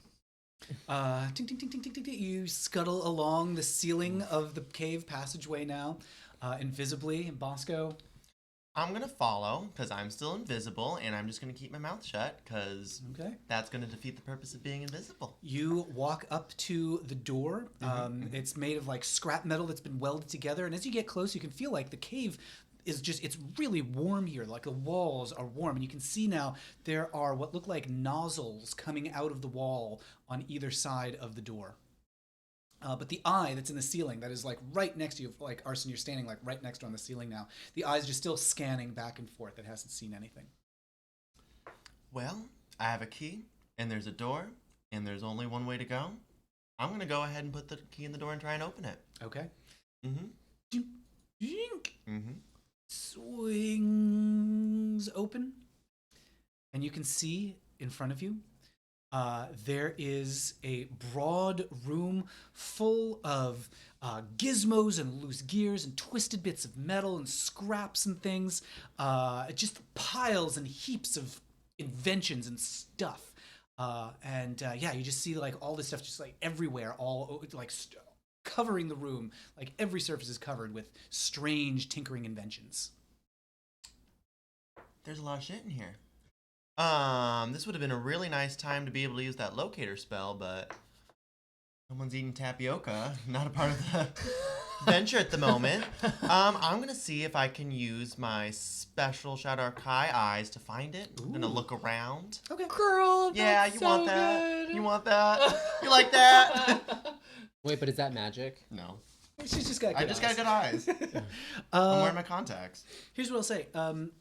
So Bosco, like looking around the room, I wouldn't say there's a role for this. It's not hard to see. Like there is not far from the door, lying on the ground, a control rod that matches the drawing that the note. Yeah. Hell yes. Okay. Cool. I'm gonna go grab it silently because bubbles. Yep. Yeah. You I'm gonna go and acquire that rod. walk into the room and you pick up the rod, and It's hefty. yeah, it's hefty. You've got the control rod. It's just a faint glow from inside the gem now as you pick it up, and you hear kind of a clink as like one of the piles of materials just kind of like a few little pieces fall to the side, like rolls down the side of a Cool. Let's go and find her. Let's go and take this back to the gnomes. Is there anything that you wanted to get in here, Miss Arson? While we're here, anything on your list? No, the wild magic is entertaining enough. That's fair. All right. So we're still invisible. I think we're gonna sneak back to our little gnome friends and give them the rod. Okay. Yeah. We're gonna cut back to Freya. Give them the rod. Freya, what are you up to right now? I knitted myself a cute little scarf out of nothing because I'm old. Sure, you've just like found some like wires and things, and you're like knitting together some wires. I guess so. Yes. As you're there, one of the gnomes, they're still like talking about the power armor and stuff. One of them's like, should have told him about the flame jets. Should have mentioned the flame. I'm just gonna go warn them. I'm just gonna let them know, okay? And just like heads down the hall to the south, heading after Bosco and Arson. What a well-timed story position. And Arson and Bosco, you're in the treasury room now. You've got your rod. Yes. You wanted to head back to the workshop. Yeah, and apparently into a big stream of fiery jets. Well, we Apparently. don't know Yep. that, so like, why not just kind of go out the way that we came in? You head back out the door. The cave wall, like just warm cave wall here. Arson, you're still invisible up on the ceiling. Bosco, you're still invisible. The spouts. With the rod. How long does invisibility last? Hopefully a little bit longer. I think it's a significant amount of time. That might be an cast hour. magic. Yeah. Is it Yep, like- up to an hour. Okay, Okay, well, we I'm fine. concentrating. Get so into it. And I think you could, if you wanted to, I think you can drop that as an action. You can. Anything the target spell ends for a target. Guess who's not going to drop it as an action? It actually says, all it says is the spell ends for a target that attacks or casts a spell. So I don't see anything about like dropping it as an action, but surely she becomes invisible. Invisible. I mean, I'm fine with staying invisible. There's Yeah. nothing. There's no downside Oh to yeah, it. yeah, it's concentration. So you can just stop concentrating on it. Yeah. Cool. Well, I have a very good attention span, so I'm just So gonna you keep head back focusing. out the door, Mm-hmm. and make your way back down the hallway. The eye's still scanning back and forth. Doesn't see you. Arson, you're skittering along the ceiling. And Bosco, you're walking invisibly along the floor, and you make your way back to the workshop, and you see Freya just like finishing up a little scarf there. You see one of the gnome inventors kind of like tinkering with the suit of armor, and he's like, "Oh, you're back! Oh, I hope did Fiddle warn you about the flame jet? Sorry about that." Flame jets, bubbles everywhere. Flame jet? Sorry, should have mentioned there's a little gnome detector that it doesn't get set off for us, so we forget about it sometimes. But yes, but you look you don't look like anything, do you? You don't look. We can't see you. You can just hear like the footsteps of you coming into the room. Well, I'm glad we were invisible. Yeah, that worked out pretty well. Go team. Let's not be invisible anymore, though. I think that's enough. Bosco, you're only able to generate bubbles. You're not Right. able to. You try to say that, and just bubbles. Oh my appear God. Out of nowhere. It's where'd all these bubbles inventors? come Are you from? inventors as well? You've made some sort of device. I mean, I want to stay invisible. I'm going to stay invisible and keep concentrating. Okay, you're up on the ceiling. You're just like muttering to yourself about staying invisible. I'm invisible. Great. So now that we've got the rod, what do we do? I don't know what I'm doing here anymore. Let me see. What else is Choked magic? on my Let's see own if I'm saliva. gonna try really hard to just. Can I take? Let's just say, is there a cantrip that can make light go away on an object? Oh, you can like extinguish light if you've got like light cast. I think you had light cast on yourself for a little while. On myself and on my my Triton, which I think is still light up. If I were to, is that considered magic? So those, let's see. I think you can only have that one object. Bright light. That lasts up to an hour, covering the object. Spells if guessed a caster. Yeah, so you can only have one thing lit up. So currently, Freya, you Are have lit up. the glow emanating from you. So I'm gonna. You can dismiss it as an action. I'm gonna dismiss it as an action, and see what happens. You're no longer a glowing senior citizen. Is that it? There's no. It's not magical or anything. Nothing seems to happen. when you- Don't suggest anything, girl. Okay. Great. Now that we have the rod, Oh, you got the rod. We do you have the found rod. it wonderful. Who's wonderful. Rod? Dwayne the Rod Johnson. Did Fiddle let you into the room? Did she help you get in? I'm sorry. She said she was going to go down and warn you about the fire We jets. didn't see anyone. You didn't see anyone. No. Ah, that's strange. How's that? How could that be? Is Fiddle invisible too? No, I think Fiddle disappeared, but not the invisible type. I think the monster may have gotten her. Oh dear. Well, I'm sure. Then we would have seen the monster. Wouldn't we have? Like a little hallway. It's either that or Fiddle got lost. Fiddle. I still Fiddle? can't talk. This is up to you. Well, either way, it sounds like we do need to leave this room and take the rod and go to the place that the rod Who's needs this to be. Rod you speak? and- You keep talking about? Yeah, so the rod, it's a control rod that controls all the sentries. It'll obey whatever. Who you calling a century? I'm only Not 80. you. Anyone who's a century old, it'll obey. So Freya. Yeah, so now you've got that now. Oh dear, yes. Great. Well, it sounds to me like we need to take the rod to the place that the rod needs to be. Isn't it for the armor? No. So the control rod controls the sentries, so they won't menace you. And the suit of armor, well, we're building it for the king, of course. You can see it's gnome sized. Oh, we need the power core from the sentry. Yes. Gotcha. The So let's century go- that broke down, but let's- since you're still old and I'm still old, since you're still invisible, Yeah, don't project this onto me, girl. She's senile. It's okay. She's you're fine with that. invisible and gravity doesn't seem to affect you. I say you should just go get it with the rod just in case. Go get like a sentry. No, go get the power core. The one that we defeated earlier. Oh. The parts are still there. Okay. So we should be able to grab one of those dudes. Great. I'm gonna go That'd be find helpful. I'm gonna I'll go do follow, that. because why not? Oh, And, yeah, like, let's have- moral support. Yeah, let's have Bosco. I'm gonna you stay know. where I'm at because I feel like I'm You're getting safer shit here. done, aren't we? Also, like who I love a good decorative bubble moment. So like push comes to shove, Bosco can just Create a bubble fortress. make the whole task seem gayer. Pink Okay. bubbles, nonetheless. Yeah. So Arson and Bosco, if I am understanding, you want to take the control rod and find. Did you want to find a sentry or like go back to the one that you beat The up? one that earlier? we beat up. Let's I go to the think. one that we beat up, but if we find like a more fresh one, then like let's do that. Sure. Okay. Well, it's not difficult to get back to that. It was just to the east in the passageway. Well, in that case, we should go east.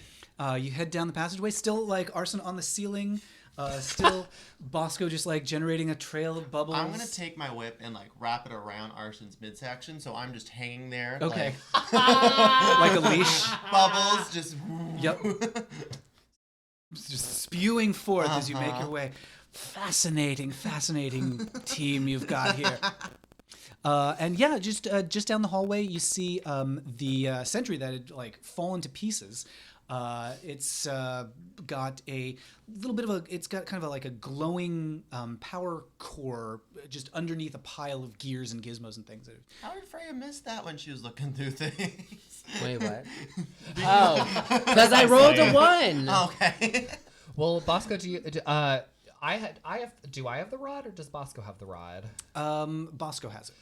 Then I will. Well, I'll be the one to collect the core if I'm able to. Difficult to reach. Okay, well then Bosco's gonna be the one to All collect right, the I'm core. gonna get the core. You grab that, and yeah, now you've got the power core, and you can feel like a kind of a warmth emanating from it. Neato.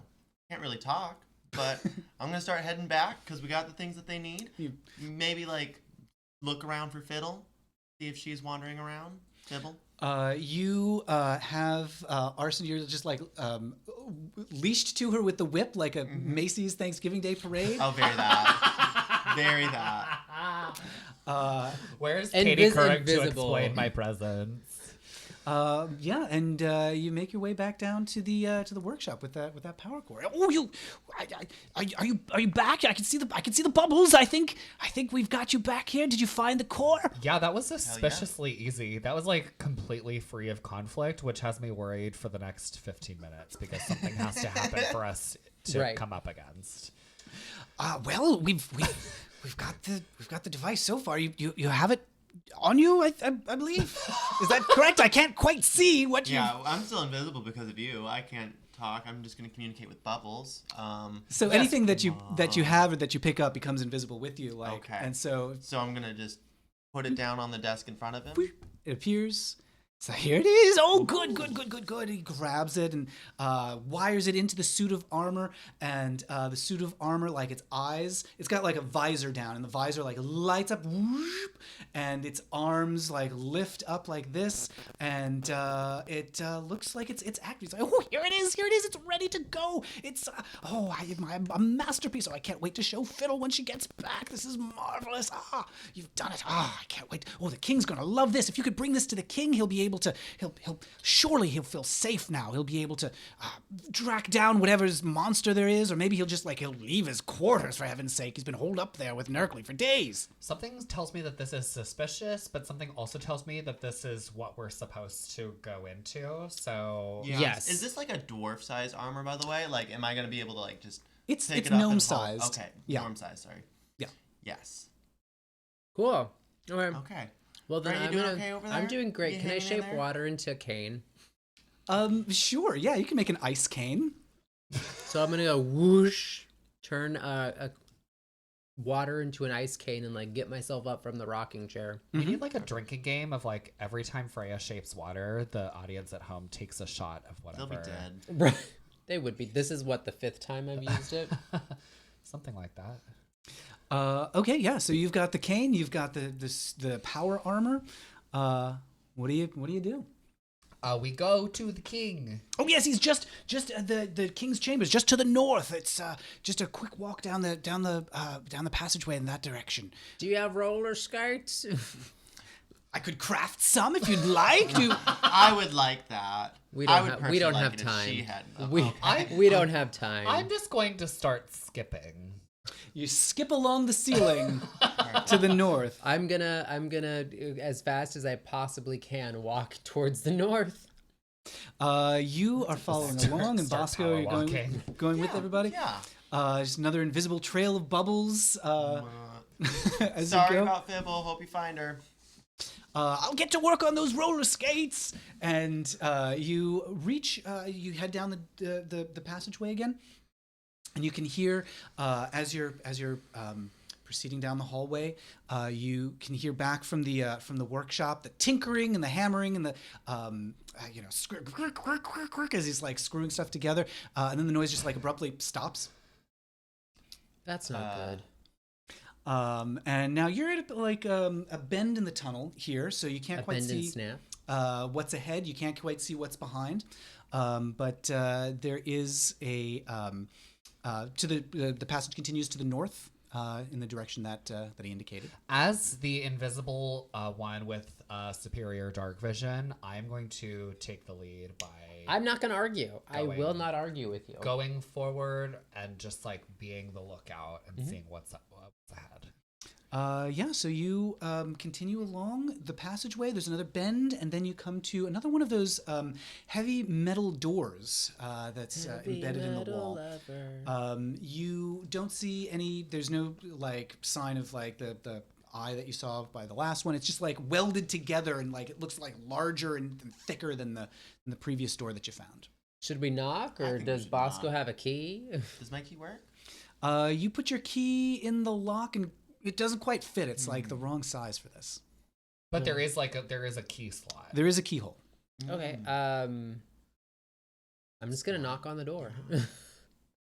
As strong as my weak old arm can do, I'm just gonna like, goo. Who is it? It is 3 gorgeous drag queens. Adventurers, entertainers, and slayers. Oh no! They should have. I should have had them cancel. I'm so sorry. I didn't mean to drag you all into this. You're in terrible danger. There's a monster in the tunnel. You just gotta get out of here. There's well, so far no one's seen a monster, but we have a awesome suit of armor for you in down south. What you've got what? What did you have? The suit of armor you requested is built and finished. Wait, did you talk to the inventors? Did they to Fiddle and Dabble? Did they build me something? They did. Oh well, this is exciting. What is it? What do you have? It's armored armor with lasers and a fog machine. Yes. And now, Bosco, you said you wanted to like hold it under your arm. Is that Yeah. right? You I'm gonna like you Simba it up to the door. Ba-da-ba-ba-ba. Don't sue us, Disney. How do I know? How do I know you're not the monster? What did the monster look like? It was it tried to get me. It was the rug in the throne room. It came to life and it started to surround me. It tried to devour me. Can the monster do this? And I just do like some body rolls. I pull out my triangle. Ding ding ding ding ding ding ding ding ding ding. Can it do what? I can't. You can hear like the voice of the keyhole, and he's like, I'm peering out, but I can't see. I only see an old woman. What? Oh, right, because I'm invisible. Can I unconcentrate and do my body roll? I knew it! I knew you were the monster! Oh my god! It's a horrifying spider-legged creature on the ceiling, undulating back and forth. Oh my god, they've come to get us! That's a friend, I promise. That's a friend. Don't be alarmed. No, don't worry. I am an And here's- entertainer. Look at here's me our, entertaining I can't you. believe it's not an elf. Bosco, who can't talk and is currently a bubble machine. This is it! This is the end, Nerkly! I knew they'd come for us sometime! You know okay, what? you know what? He's looking at me, right? Yeah, you can see there's just like a little bit of you see the eye like peering at the keyhole. Can I? You know what? Here's what's gonna happen. I'm just gonna charge right up to the No! No, this is gonna work. I I'm want to gonna use charge- calm emotion. I'm going to charge right up to the keyhole, and I'm going to yell into the keyhole. Do you want to build a snowman? It doesn't have to be a I'm gonna be like, snowbird. let us in now or else. Okie dokie. As Freya prepares to calm emotions, Arson does her utmost to elevate them as much as possible. Roll intimidation. This is I would like this Oh my roll goodness. to Oh go my well. goodness. That would be really nice. That would be, wouldn't it? Is this your first roll since? That's a 19. That's nice. That's a good roll. Okay, so that's a 19, huh? Yes. So the Drider rushes up towards the door, menacing that's voice, scary. growling and screaming, and he's like, "Don't hurt us! Don't hurt us! Don't hurt us! Don't hurt us!" And you hear like the quick jingle of the keys on the other side, and clunk, clunk, clunk, crack, crack, crack, crack, and the door like creaks open, and he's like, "I'll do anything you want, just don't hurt us! Just please, please don't hurt Nerkly." I'm gonna put the armor down in front of him. I still can't talk. I'm trying to like calm the situation down a little bit. Bought you a present. It's just your size. Real cute. Bubbles come out of your mouth. I know, I can't say anything, so my dazzling wit is of no use here, but I'm being nice, and there's bubbles. He opens the door a little bit more, and he's like, "Oh, okay, oh geez, well, this actually looks like it might be useful. This came from the inventors, you say?" Yes, but before we move forward, you said, did you happen to use any magic before the carpet kind of like decided to Match the drapes. match the drapes? Stop. Before it decided to try to encapsulate you? Oh, encapsulate. I like her. Well, no. We're always very careful with magic around here. You see, I'm sure you're not unaware of this, but this whole mountain is infused with wild magic, so You're one must be telling me. very, very careful. So could you possibly say that someone accidentally sneezed some magic and the carpet decided to turn into a monster? I suppose that's a possibility, Freya. I would say roll Arcana. Narcana. Not happening. Narcana, not having it. Or can't you? Oh, I can't. Rolled a Arcanta. 4. Okay. Yeah, he's like, I don't know, anything's possible. I know what I saw though. This was no ordinary animated rug or something like that. This was something that had a mind of its own. It sounds like this thing that has a mind of its own needs to be defeated. What, did it look like a wig? It Looked like a rug. I guess so. What is a rug but just a very large flat wig? What is a rug but I mean, we A could wig be for the we could be floor, you dealing know with what I mean? lashes again. I'm just saying. Okay, cool. Well, here's your suit of armor. Oh, And, this is fantastic. Get a look at this, and he opens the door a little wider, and you can see that there's it's a well appointed bedroom. It's got like a poster bed there, like one of those canopy beds. There's like cases on the walls with like various like unidentifiable trinkets and things like that. There's a chair next to the bed with another gnome seated in it. Both of these gnomes wear crowns of jagged metal, and the one sitting next to the bed says, "Well, this is a nice development, Korbos. This should keep you safe. Maybe now this will calm your mind a bit." Who are you exactly? How do you do? I'm King Nerkly. I've heard you're the entertainers that we hired. Is that right? We are the entertainers and the slayers. Wonderful. I've heard of these. Tinker, tailors, slayers, and spies. Oh, you've got a lot of jobs. That must keep you busy. titles breed titles? I'm so glad you're here. Who gets Thank bread? you. Thank you for delivering the suit of armor. How nice to have this. I'm sure everything will be fine. Korbaz just gets a little excited sometimes when the unexpected wanders into our caves. Korbaz, why don't you try on the suit and then maybe you let me out of the chair? I'm sorry, let you out of the chair? He's, well, for my protection, he's used some of the glue that the tinkerers have invented. The sovereign glue has kept me in place here. He's just to keep us safe. He's confined me to the chair for the moment. Since he's confined, can I go over to the sporadic gnome, the spastic gnome, and use... God, the world's gonna hate me. Where's it at? Use command and just look at him and say truth. Sure. That I believe is another one of your spell slot spells. Yeah. So let me for it's a wisdom throw for the other gnome, but what did they roll? 7. So my save DC is a 14. So, Okay. But what do I need to do? You have just walked to him and ordered him to do truth. Which I'm and, hoping is tell me the truth, but it could. Roll a D100 again. Oh God. 7, 3. Dust.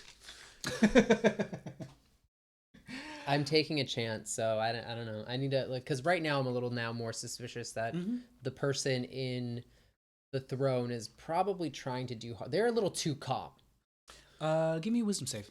I'm sorry, a constitution save. 10 or 20. 20. Natural 20. Are you kidding me? No. She's blessed. Girl, I need to take a picture She's of booked this. and I'm blessed. taking a picture. Shit. I'm just gonna for anyone who I'm gonna put this on Twitter so we know that I wasn't fucking with anything. Like, girl, that's kind of That's a kind lot of stunning. 20s. That's what 3. Stunning. Stunning. It's quite stunning. Freya, you as you cast command and order truth, you feel the years melting away. Howard! My You breasts. feel yourself rejuvenated. They're you, back to where they're supposed to be. You You feel were tripping on perky. them on the way over Right, here. I was. Oh. And King Korbaz says, "You look magnificent." I told you they were beautiful queens right behind that door. And he's like, "Okay, well, to be perfectly honest and truthful with you all, I feel as though I can trust you just inherently right now. I've been terrified of whatever this monster is coming, not just for me, but particularly for Nerkly. He likes to wander the halls, you see. He's a bit of a roamer, and I'm terrified that he's going to run into trouble out there. Well, then let's keep him here. No. Well, and now that we've got this suit of armor, perhaps we can get some safer patrols going to catch whatever this fiend is. I mean, I don't have any patrols, but I have petroleum jelly. That might not do the trick. It's not gonna be enough, girl. Never does. Well, I feel like maybe we should let him out of his little, like, he looks a little not happy to be. Look, Where he's at. I'm content with whatever anybody wants, but I like a nice sit and I like a nice walk. I will say that I'm getting a little, my legs are getting a little stiff from sitting for the last couple of days. I wouldn't mind if somebody let me up from here with maybe a universal solvent or something to melt the glue. I'm gonna blow my bubbles on it and see what happens. Oh, marvelous! What a treat! Oh, he's just giggling and like popping the bubbles. Oh, well, I could just stay here all day. Aren't you a charmer? Ding. Well, so Korbaz is like, if I can figure out how to work this suit of armor, and he's like kind of tinkering, like pulling apart the backs to see how he can climb in. I could patrol on this side of the caves, and you could look for the monster on the other side, and perhaps pick up the universal solvent from the laboratory. That sounds like a great idea. Let's do that. Yeah. All right. Let's go look for the monster. Excellent. I'll Solvent.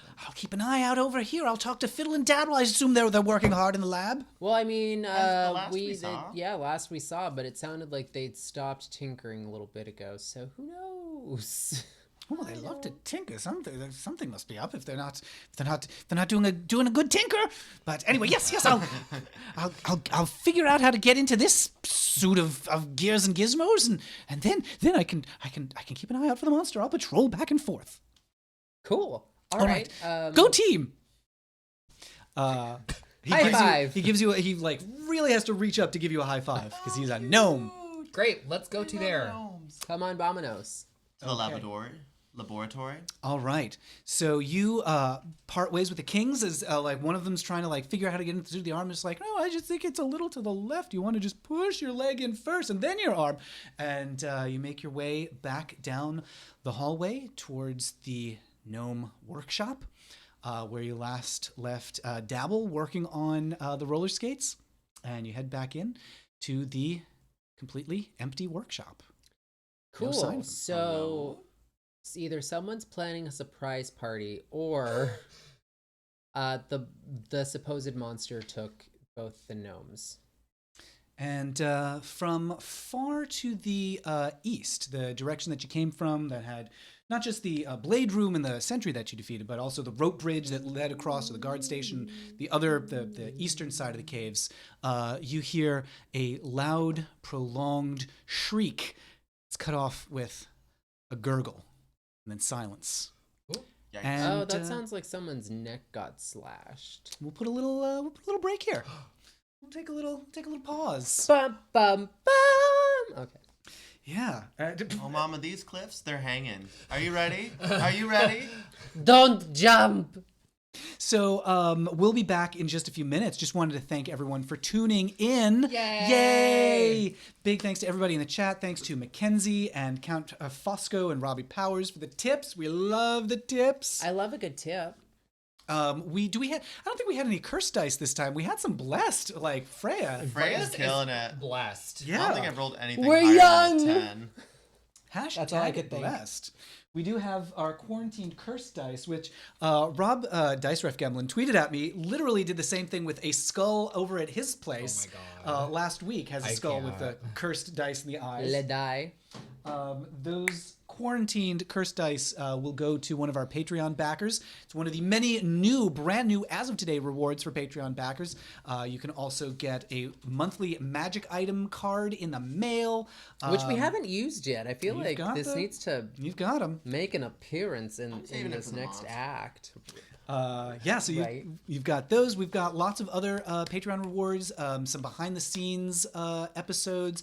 We're compiling. This is something we've been talking about for a long time. We're putting together some of our funnier outtakes. So Oh, the stuff God. that we edit out of the episodes. Mostly just me talking and saying stupid Why do things. you have to edit anything out? We do it perfectly every single time. I don't understand the concept. There's, as I recall, one that I just added to the outtakes episode that we're going to be putting out is it's our sound check before we start the Oh actual. God, it's me. Is it session. me? It's mostly me, isn't Can it? you believe it's Freya?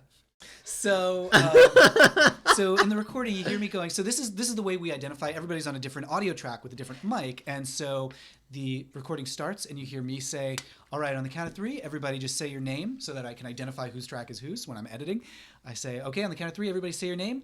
1, 2, 3," and everyone says their name, and then Freya goes, "Wait, on 3 or after 3?" That sounds about right. Sounds about right. Wait, on And many 3 or more after 3? moments such as Such as those. those. It'll just be like an episode of just Freya. Freya, fuck up. Freya going, ah! Sorry, James. There's also, speaking of James, who seldom appears, never on camera, but sometimes in the audio. I've got a lovely run of James trying to remember the voice for Barb. Oh. Yeah. So, James, we have like calibrating lines for a lot of our characters. So, for example, for Ellen, it's "he's a righteous dude." It's the secretary from Ferris Bueller's Day Off.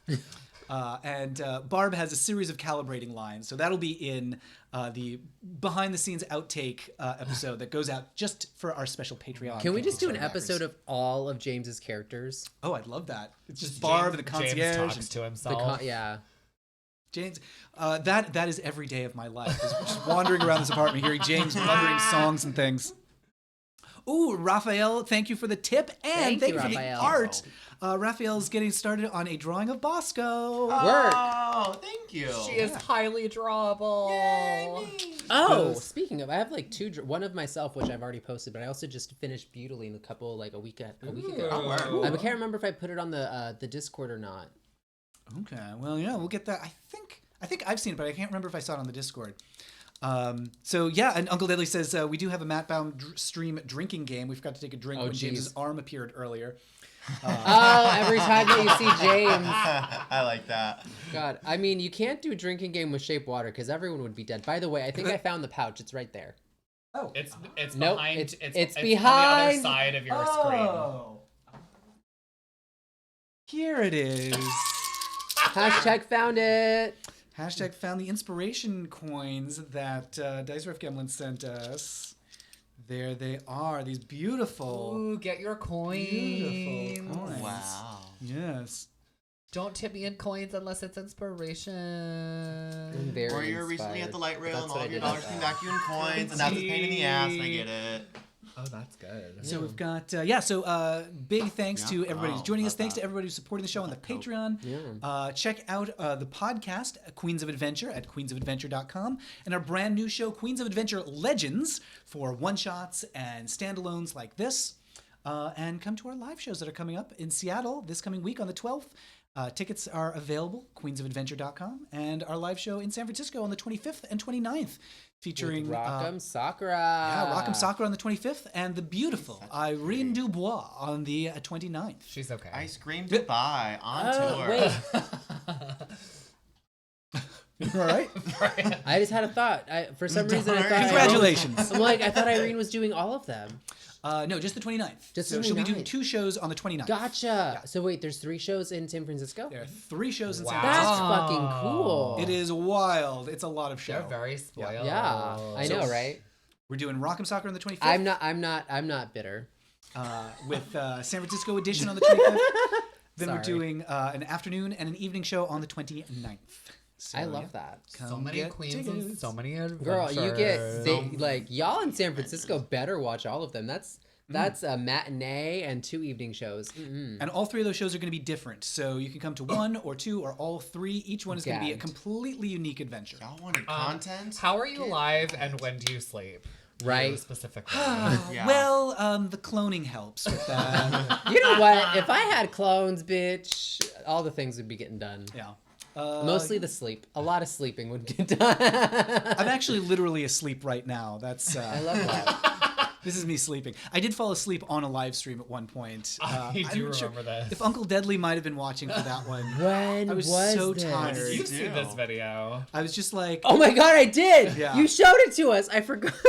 I'm talking and I'm like reading something and I'm nodding off and I'm just like, yeah, I guess that it all makes sense. I don't know. It's hilarious that they'd put somebody else in that clown suit. Clown suit. Anyway, sorry. What are we doing? I just nodded off and started narrating my dreams and popped right back up. To my credit, never stopped talking. Wow. No dead air. You were Right. saying words. I was saying words. That's What's some happening? talent. Just that Or that a is my medical talent. condition. One or the other. Babbling. That's yeah. So we're gonna take just a quick 5-10 minute break, and then we're gonna be right back with more wild adventure in the caves of Novengard. Super wild. Ooh, bye.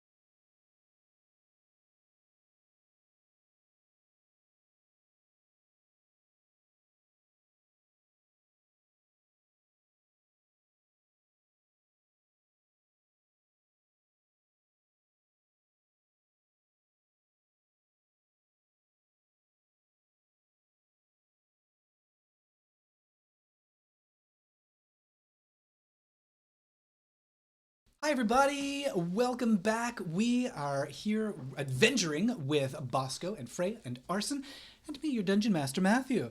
Before we jump back into the adventure, we want to give a big special shout out to Cody and Raphael, who have been drawing some art of our newest adventure, Bosco. Thank you. Yay! That's so sweet. It's super exciting. Let me see. I think James has retweeted the art from Oh my the, goodness, Like, I need to see yeah, this. I Oh haven't wait, seen yeah. So Yeah, I don't- saw it. It's good. Oh, work. From the Queens of So then Adventure I'm gonna be account. rude and just pick up my phone like I've been rude this entire time. I have been picking up my phone, so I'm not even mad about it. Yeah, it looks really good. So Oh you my go- god, my boyfriend Steven says that you look like a disappointed mother with her 2 kids. Bosco wants to Oh my look God. like that drawing. I want to see the Alright. drawing. I don't have Twitter. So if you all want to see it, Alright. it's at Dungeon Drag on Twitter. You can follow the Queens of Adventure there. So Look at big Dungeon thanks to Drag. Raphael. Big thanks to Cody for drawing Bosco. Dungeon drag.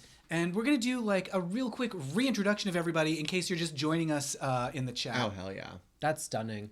So let's just go down the line, and we'll start with Bosco, our newcomer, and just tell us who you are and tell us what your character's deal is. Hi there, my name is Bosco. I am a Shatter Kai Gladiator Ranger. My go-to weapon is a duct tape whip. It has many uses, both for tucking and offensive purposes. New to this story, but I've been working on some backstory with some of the other people that are in Queens of Adventure.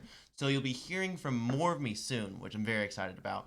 And I'm really stoked to be hanging out with these two. I haven't played with these two before, so this And is the real last time I cute. saw you was the last time that I performed at like Queer Bar a year ago. It was a minute. I saw you at West End Girls though. I That always is come to right. watch you I sing. forget what you look like out of face. It's completely different. It's Super full cute witness boy. protection. Yeah. Oh my god, full witness. You are so right. witness Full witness protection. Give it up for our favorite Bernie Sanderson sister, Right? Bosco. Ooh, Mom, you can't handle these inches. Ooh, I'm Fraya. I just forgot who the guy was. I'm Fraya Love. Hi, how are you? I'm a water Hennessy cleric, like Clear Eyes cleric, and my favorite weapon is shape water. And that's all I've got. That's all she does. Is just Yeah. move That's all water. she wrote. My name is Arson Nicki. I am a dark elf drow type of being that is currently in the form of Drider, and my signature move is anything that involves using my +9 intimidation modifier. It's been working. You know, she makes an appearance every once in a while, and even though I rolled a 10, Didn't matter. we got there because she's what? Modified. We have the technology. Party turned. So, as you will recall, y'all have been hired to entertain folks at Nomengard, the gnomish settlement. But upon arriving, you learned that a monster was roaming the tunnels, attacked the king. Everyone was living in fear. You've been exploring a little bit, dealt with some robot sentries.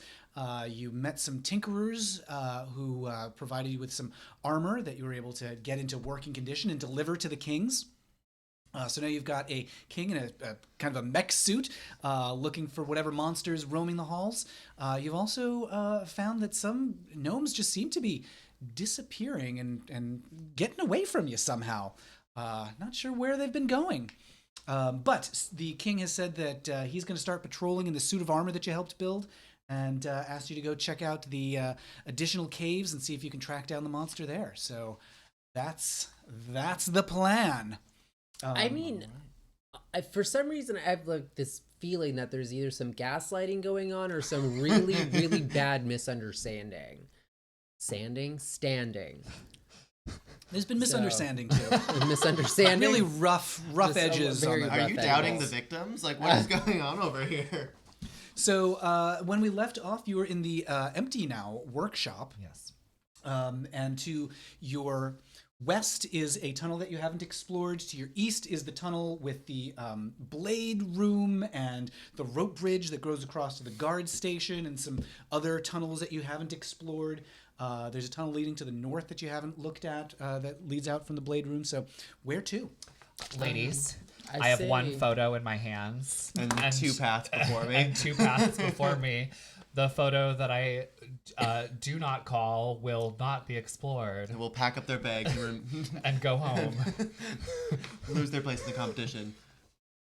Tunnel to the west. Ooh. Okay. You have been chosen by the judges. You are the one with the most potential and also the most high fashion. We were of the rooting for two. you. We were all rooting for you. Okay. I'm only yelling at you because I care about you. So the tunnel leading to the west from the workshop. So you strike out down that tunnel. Arson's still walking on the ceiling. What a ceiling. As a drider, Freya, rejuvenated and youthful again, but still walking with a cane, just as a fashion Now it's accessory. razzle dazzle. It's- Now she's doing a number. And Bosco emitting bubbles from the mouth rather than talking. I would just like to say that the wiki for this is about to be dizzying with the amount of music references that have taken place. Right. Yeah, so you start heading down that tunnel towards, it looks like there's a darkened chamber a little over 100 feet up ahead. Well, with my superior dark vision, I'm just gonna go up to the darkened chamber and look into it. So as you proceed down the hallway, you can see there's some flickering torchlight up there, and that's fortunate because it's beyond the range of Arson's dark vision. You can see up to 120 feet, and this is a very long tunnel. So you can just see maybe like 150 feet or so down the tunnel. You see the flickering of torchlight, and you can see what looks like, from this distance, it looks like it's maybe a larger tunnel. It seems to be widening out a bit. Ooh, so wide. There are pillars against the wall, the far wall of this chamber, made of like jagged metal. You can see it look like just jagged metal sculptures along the wall, and also like just peering way down this tunnel, you can see what looks like a rug covering the floor, like a big ornate rug covering the floor of that chamber. And the torchlight flickers a little bit and sputters and dims for a moment. And you can't see in the dark for just a second, and then the torchlight flickers back, and you're still looking down the tunnel. The rug is gone. And it's just another 150 or so feet ahead of you. Can we just like go I'm down gonna that? gurgle incoherently and point where the rug was. Oh. You continue down the tunnel, making your way. You can hear the heavy, like armored footsteps from behind you. That sounds like it might be the clanking of the king's armor, or possibly some other sentry. And you're walking down that tunnel, and you emerge into a long, broad room. You can see more clearly now. It's got a tall ceiling. It's got jagged metal sculptures along the walls, like holding the ceiling, holding up to the ceiling, like they're pillars. You can see rows of benches in the room facing two thrones made of scrap metal on an elevated platform at the northern end of the room. And there's a patchwork curtain covering the wall behind them. Can I go up to one of the thrones and sit in it? You can go up to one of the thrones and peer down at it. You could try to like grab your way down, like climbing upside down onto the throne, as a ceiling spider. Let's just go for it. Okay, you head over to the throne. There's one on the left, one on the right. They look the same. And is there anything that you're like looking for here? Anything you're trying to do, or just? No, I'm just kind of Take a trying to load see off. if there's like a Tomb Raider thing that needs to happen where it's like, you know, you press the button and the room starts to spin and then some like ancient curse is unleashed. Sure. Okay. So Arson, you scuttle across the ceiling, and from your vantage point in the ceiling, you're looking down to the throne. And you want to like just grab it and kind of like climb into it as best you can. Sure. And you climb into the throne, and the jagged metal of it, strangely, doesn't feel sharp. It doesn't feel like hard metal exactly. It feels kind of like squishy, and like you're like settling into what doesn't exactly feel like metal. And that's when you realize you can't quite pull yourself free from it. Oh. You are stuck to this thing, and you hear kind of a deep groaning growl from inside the throne that you're now stuck to. Hello. You hear a growling laugh as a pseudopod forms from the base of the throne, and then another, and the chair of the throne, the seat of it, starts to pull apart, revealing rows upon rows of massive jagged teeth and eyes. Dozens of eyes blink open on the back of the throne, and the teeth surround you, and they start to close in and then chomp onto you. And Arson, ooh, that's going to be a 13. What's your AC? My AC is 15. Okay, so you're just able to like pull your body out of the way as the throne starts to like gnaw at you, and the pseudopods raise up. Everybody, roll initiative. Oh. Let's do this. This is the monster. All right. The shapeshifter. 19. 19. Ooh. 11. Bosco and Freya, what are your initiative modifiers? Where's she at? She's at the top of the pole. Bosco's is 3. Oh, there she is. She's 1. Freya's is 1. 1. So we're gonna put Bosco first. Cute. And wow, it's a right for that guy. And we're gonna start with Bosco. You're just back by the door of the of this chamber, and you can see about I'm gonna say 40 feet ahead. Arson is being attacked by one of the thrones. I am feeling very attacked right now. Going to gurgle incoherently at Freya to warn her, and I'm pretty far away, so it's not like I can get there in like one move, right? Like if I You've got a wanted to go movement straight. speed of 30, so you could get pretty close. And your whip is it's a reach weapon, so that can reach an additional 10. Okay. We're going to get as close as I can then. We're going to sneak on up there quickly. We're going to use my whip. I'm going to try and swap one of the legs out from the monster to knock it over to knock Arson out. Okay. Let's see how that goes. Roll your attack. Ooh, we got a 9 plus an 8, putting us at a 17. Okay, I think that's going to do it. Roll your damage there. That's a 1d4 plus 5. It is an 8. Okay. And you were going specifically for like one of the feet on the base of it? Yeah, I'm trying to like topple it. Okay, I like that a lot. So you whip the feet of the throne, and it slashes at the base of it. Yeah, we're gonna say that does 8 points of damage. Okay. And it like falls to the side, and one of the pseudopods, one of the sticky pseudopods that was like holding on to Arson, just falls like it puts itself down onto the ground to kind of like steady it. So Arson's now being grappled or grabbed hold of by just one of those like tentacle things. All right. I'm gonna end my turn there then, I think. Okay. And next up, we've got Freya. I'm gonna hate myself for this, but can I? I'm gonna detect magic. Sure. What do I roll? Oh, Do I roll anything for it? And they're like, yeah, that's magic. Like I want. Okay, so what I want to know is this an illusion? okay. So I don't think there's any role for detect Perfect magic illusion? under normal circumstances. So here's what I'm going to say is you don't detect any magic from the chair. You don't detect any illusion magic anywhere in the room. You can detect like sparkly motes of conjuration magic just throughout the mountain that it feels like that's just like an inherent part of the mountain that you're in. And as you're like concentrating on this, roll a D100. Oh God.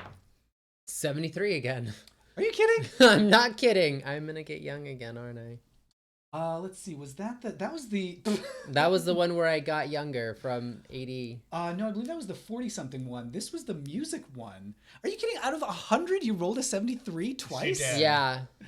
Okay, so as you're concentrating on this, just like blaring loud rock music fills the room. It is like like heavy metal, like just intense battle music playing as you're like feeling the sparkling disco lights of the wild magic throughout the room. Yeah, it is exactly that song.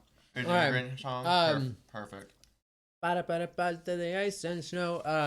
Okay, I'm gonna, since there's no illusory magic here. Ooh. I have a question, and I'm pretty sure I know that. You know what? No, we'll get there later. Okay. I'm going to sashay a little closer to Arson, just so that if I have to cut off a pseudopod, I will do that, and that'll be the end of my turn. Okie dokie. So you get up close next to Bosco. You're all kind of surrounding this thing as the music like blares at you, and it's the mimic's turn next. Wait, it's a mimic? Well, yeah, it's turning into different things. It was the rug, and now it's a chair. That's why they can't That's find what it. it is. We have the latest natural 20 here. Son of a Bye, biscuit. Arson. So let's see what we got. Arson, as it like chomps its teeth down on you again. Ouchie. Woof, you're going to take, that's going to be 11, 12, 13, 14 points of damage. Okay. Take 14 points, Jesus, 14 points of damage and another 8 acid damage. Okay. So total of 22, I believe. Fine. So it's a mimic. Can I You feel use- the burn of it like on your Okay. skin. Can I use a hellish rebuke? Yes, you may. I would love to do so. Okay, you hellishly rebuke Feel the the acid throne. on your skin. And now I believe that's what is the damage that you roll for that one? Oh goodness. I think there's a save involved. A safety Yeah, it's a word? deck save. Okay, so he's gonna roll there. Oof, rolled a 5. No. So that hellish rebuke, hellish rebuke, hellish rebuke. Why is that always so? 3d10. That's exciting. Well, here's my D10. Ah! So that's 4. Oh. What? I didn't even see what the other one was. So that's a 10 total. Okay. So and what form does like the hellish rebuke like evil like what do you do to I just like give it really mean elevator eyes. Okay, you're just like staring this thing into its many eyes that are like blinking around you. So it takes 10 points of damage and like squeals in pain and releases you and starts to like, it lets go of you. And Arson, you fly back up towards the ceiling. Oh my god, I forgot about that. And it like starts to ooze back off of the platform that it's on, and it's moving like it's made out of like jelly or something, and it's like curling around the side of the other throne now, trying to get away from you all.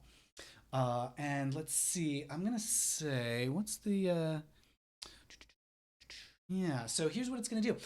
So with Bosco and Freya standing nearby, it's going to like lash out as it's going. Rolls an 18. Freya, what is your armor class? Oh god. Not that. 18. Oh, Oof. Okay, that's going to just hit. And it's going to do... that's going to do 8 points of damage for Freya. Cool.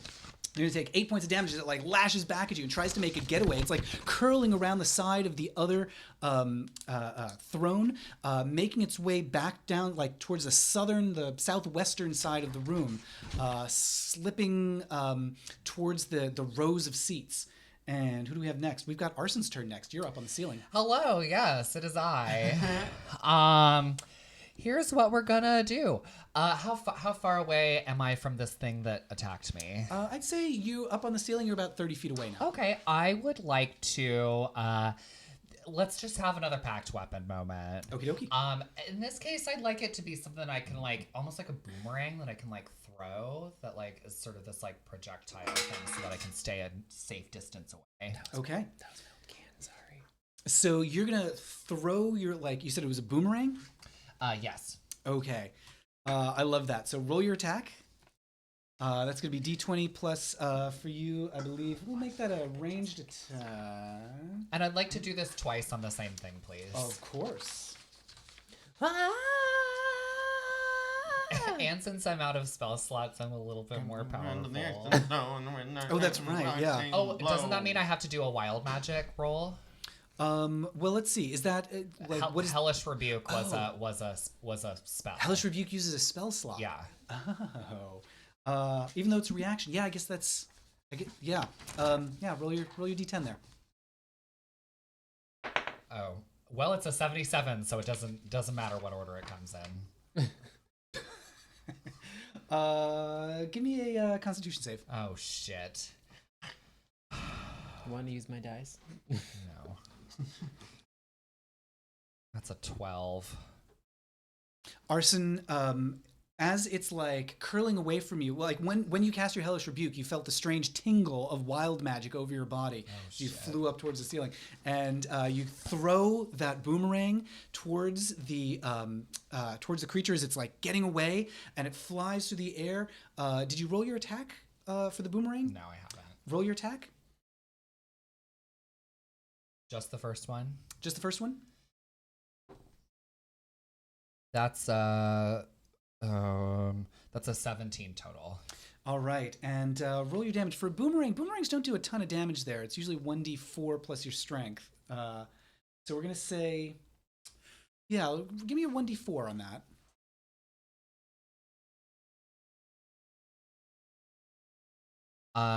So with my modifiers, that's a 7. Okay. So you throw the boomerang, it like through the air as the wild magic continues to like wash over you, and you watch as the boomerang like flies into the creature, like slashes through it, and then flies back towards you as you could feel the wild magic finishing like it's wash over your body. You reach out with one of your spider legs to catch it, and you catch the boomerang in what you realize is a hoof. And staring up at the ceiling, you all see an 8-legged sheep. This is way better. Actually, this is definitely an This is improvement. the best wild magic outcome. Oh my god. Holding a boomerang in its hoof, preparing to throw a second time. You better work. It sure will. It behooves her. Do it. Go for it. Oh my Oh god. my god. Wow, I thought that was gonna be bad. That's actually bad. Stop. Yeah, instead it was better. Okay, well, that's tough. That's gonna be a 12 total. You throw the boomerang, it flies through the air again, and it just hits. Oh, yes it does. Slices through the creature, and it squeals again. It is like melted just into like a gooey shape now. You can just see like the remnants, the hints of the throne shape that it had before. And the boomerang flies towards it and slices. Roll your damage. That's the 1d4 again. That's going to be 8 total. Oof, 8 points of damage. It slices through it and flies back into your hand. It's looking pretty bad now. It's taken like a lot of cuts and slices through it. And let's see, that's Arson's turn. I'm just going to look at it from the ceiling as a sheep and just go, Just 8-legged, puffy white sheep. This is tea. Like, Cat Bus is canceled. This is way cool. Ah. I love this. Okay, and so now we are back up to the top of the attack, but with Bosco. But the creature is going to use a legendary action. And what it's going to do is it's moving along the southeastern wall of the room.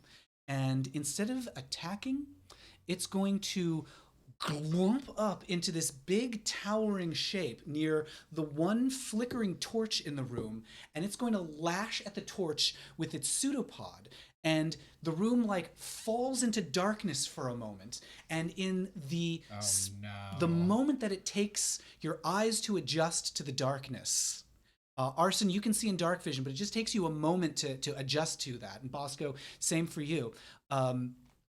You blink for a moment, and you don't see a gooey creature anymore. you can see that you're in the throne room. You can see like the one chair that Arson is next to. You can see the jagged metal statues along the sides of the wall. You can see the benches facing the throne, but you can't see the creature. And it is Bosco's turn next. Are we still in combat? Yes. We can't see the creature. Look for anything identical. There's been, if I can find 2 of something. It's only been seconds though, right? It's been about 6 seconds. I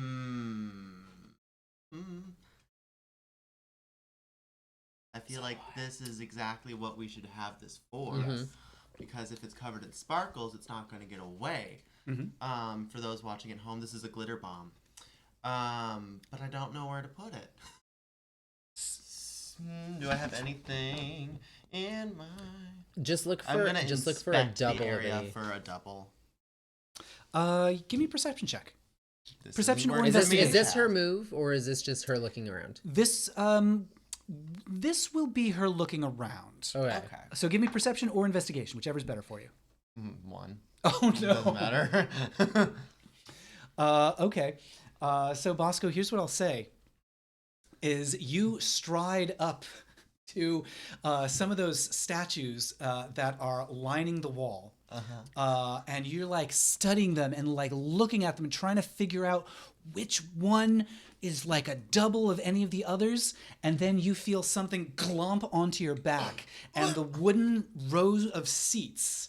There's just one extra row of seats there, and suddenly it is like attached itself to you, and it's wrapped its tentacles around you.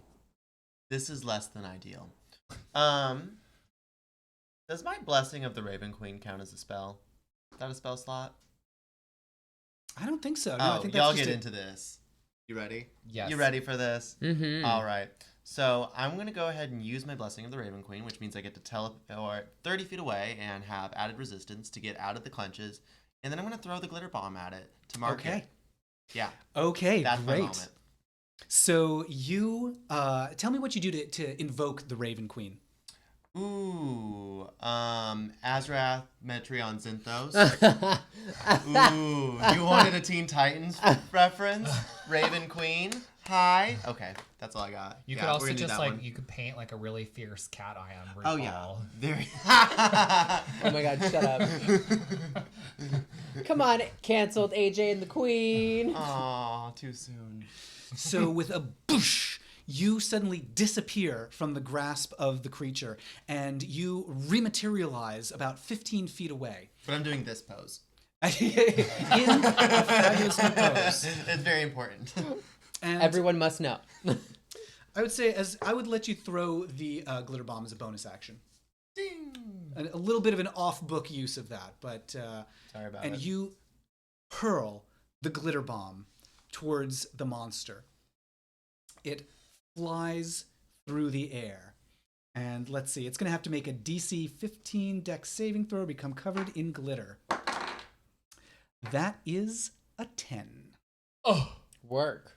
The glitter bomb explodes into a shower of rainbow-colored glitter, covering everything in sight. And the gooey pews, basically, the wooden benches, squeal in fury. Like you see a loud, giant mouth appear full of teeth, and it starts undulating back towards the back of the room. And it is Freya's turn next. And I'll say, like, there's a door at the back of the room that you can see it's like making its way towards. Cool. Oof. Okay. So, guiding bolt. What does guiding bolt do? Guiding bolt. Let's see. 5e. Flash of light streaks towards a creature of your choice within range. You make a ranged spell attack. On a hit, it takes 46 radiant damage, and next attack against it will, before the end of your next turn, has advantage thanks to the mystical dim light glittering on the target. Okay. Can I start? How far away is the door? It's got about 20 feet to go before it reaches that door. And how far am I away from the door? I'd say you're 40 feet. That's too far for me to run. Well, you could certainly move. Like, Oh, I want to run towards it, but I want to... Okay, so here's what I want to do. Not necessarily probably what I'm what's going to to do. do. But what I would like to do is run towards the door, use guiding bolt on the mimic, and then try to like block it before it gets to the door. If I don't turn old in the meantime, or anything crazy happens to me in the meantime. I would say you can't quite make it all the way to the door, but you could certainly get close and use guiding bolt. Okay, so I wanna get close enough to the door to at least stop the creature in its tracks by using guiding bolt. Sure. You can get to, within, I'd say, about 10 feet of the door, so you'd be just to the side of the creature. And you want to use guiding bolt. That's Sure going to be an do. attack roll, and it's going to use one of your spell slots. Yep, that was my last first level spell slot. All right, so we're going to start with your attack roll. Okay, Big money, big money, big money. right. As This the is- music reaches its crescendo. 20! Oh! Holy shit! Arson, you missed it! Stop pooping. Get back in here. All right, Freya. Amazing. So you Oh. rush as the music raises to a crescendo and the glitter-covered blob makes its way towards the exit. You cast Guiding Bolt, and at the same time you feel the wash of arcane wild magic rushing Here we over go, your mama. body one more time. Give me that D100. 57. More sheep, more sheep, more sheep, Right. more sheep, more sheep. Bah. Oh god. That wasn't And a good Freya, laugh. you shoot your Guiding Bolt. Roll your damage for me. Okay. Oh, I mean, Where is it? I cannot find it. guiding bolt. Oh, what is Dex plus 6? What does that mean? You're gonna do. Let's see. Guiding Bolt is 46. Plus target takes 46 radiant damage. Make a ranged spell attack. Yep. Yeah. Give me a 46 for your damage. All right, 5, 11, 12 plus 5 is 17. All right, Freya, you hold your hands out to cast Guiding Bolt, and a flash of light bursts from your palms as you erupt into flame. You are a towering pillar of fire. And describe for me how you kill the creature. I'm going to can I turn into the phoenix? You can absolutely shape your fire into a phoenix. Shape I'm of gonna, fire. Right. While the guiding bolt is going towards it, I'm gonna slap my wings together on the creature and just be like, bitch. Your tower, your pillar of flame takes on a phoenix shape with giant wings. You slam your hands together, and a blast of magic light explodes out from the creature as blobs of jelly fly through the room, splattering everything in sight with burning, flaming, glittery rainbow sparkles of light. Work. Finale. Can I Bring down put the myself? house. Can I put myself out as well? We're out of combat, right? Combat is over. Girl, you just missed it. I'll watch it back on the Arson, replay. you just looked away for a moment and saw an explosion of light and flame, and then you were splattered fully into your wool by gobs of creature. And glitter. We love a good moisturizer moment. A humectant. Just as you hear the stomp, stomp, stomp, stomp, the music cuts out, and from the door of the throne room, you see the king in a suit of armor. He's like, "All right, I'm ready. I'm here to help." What timing? Right. Is he, you know?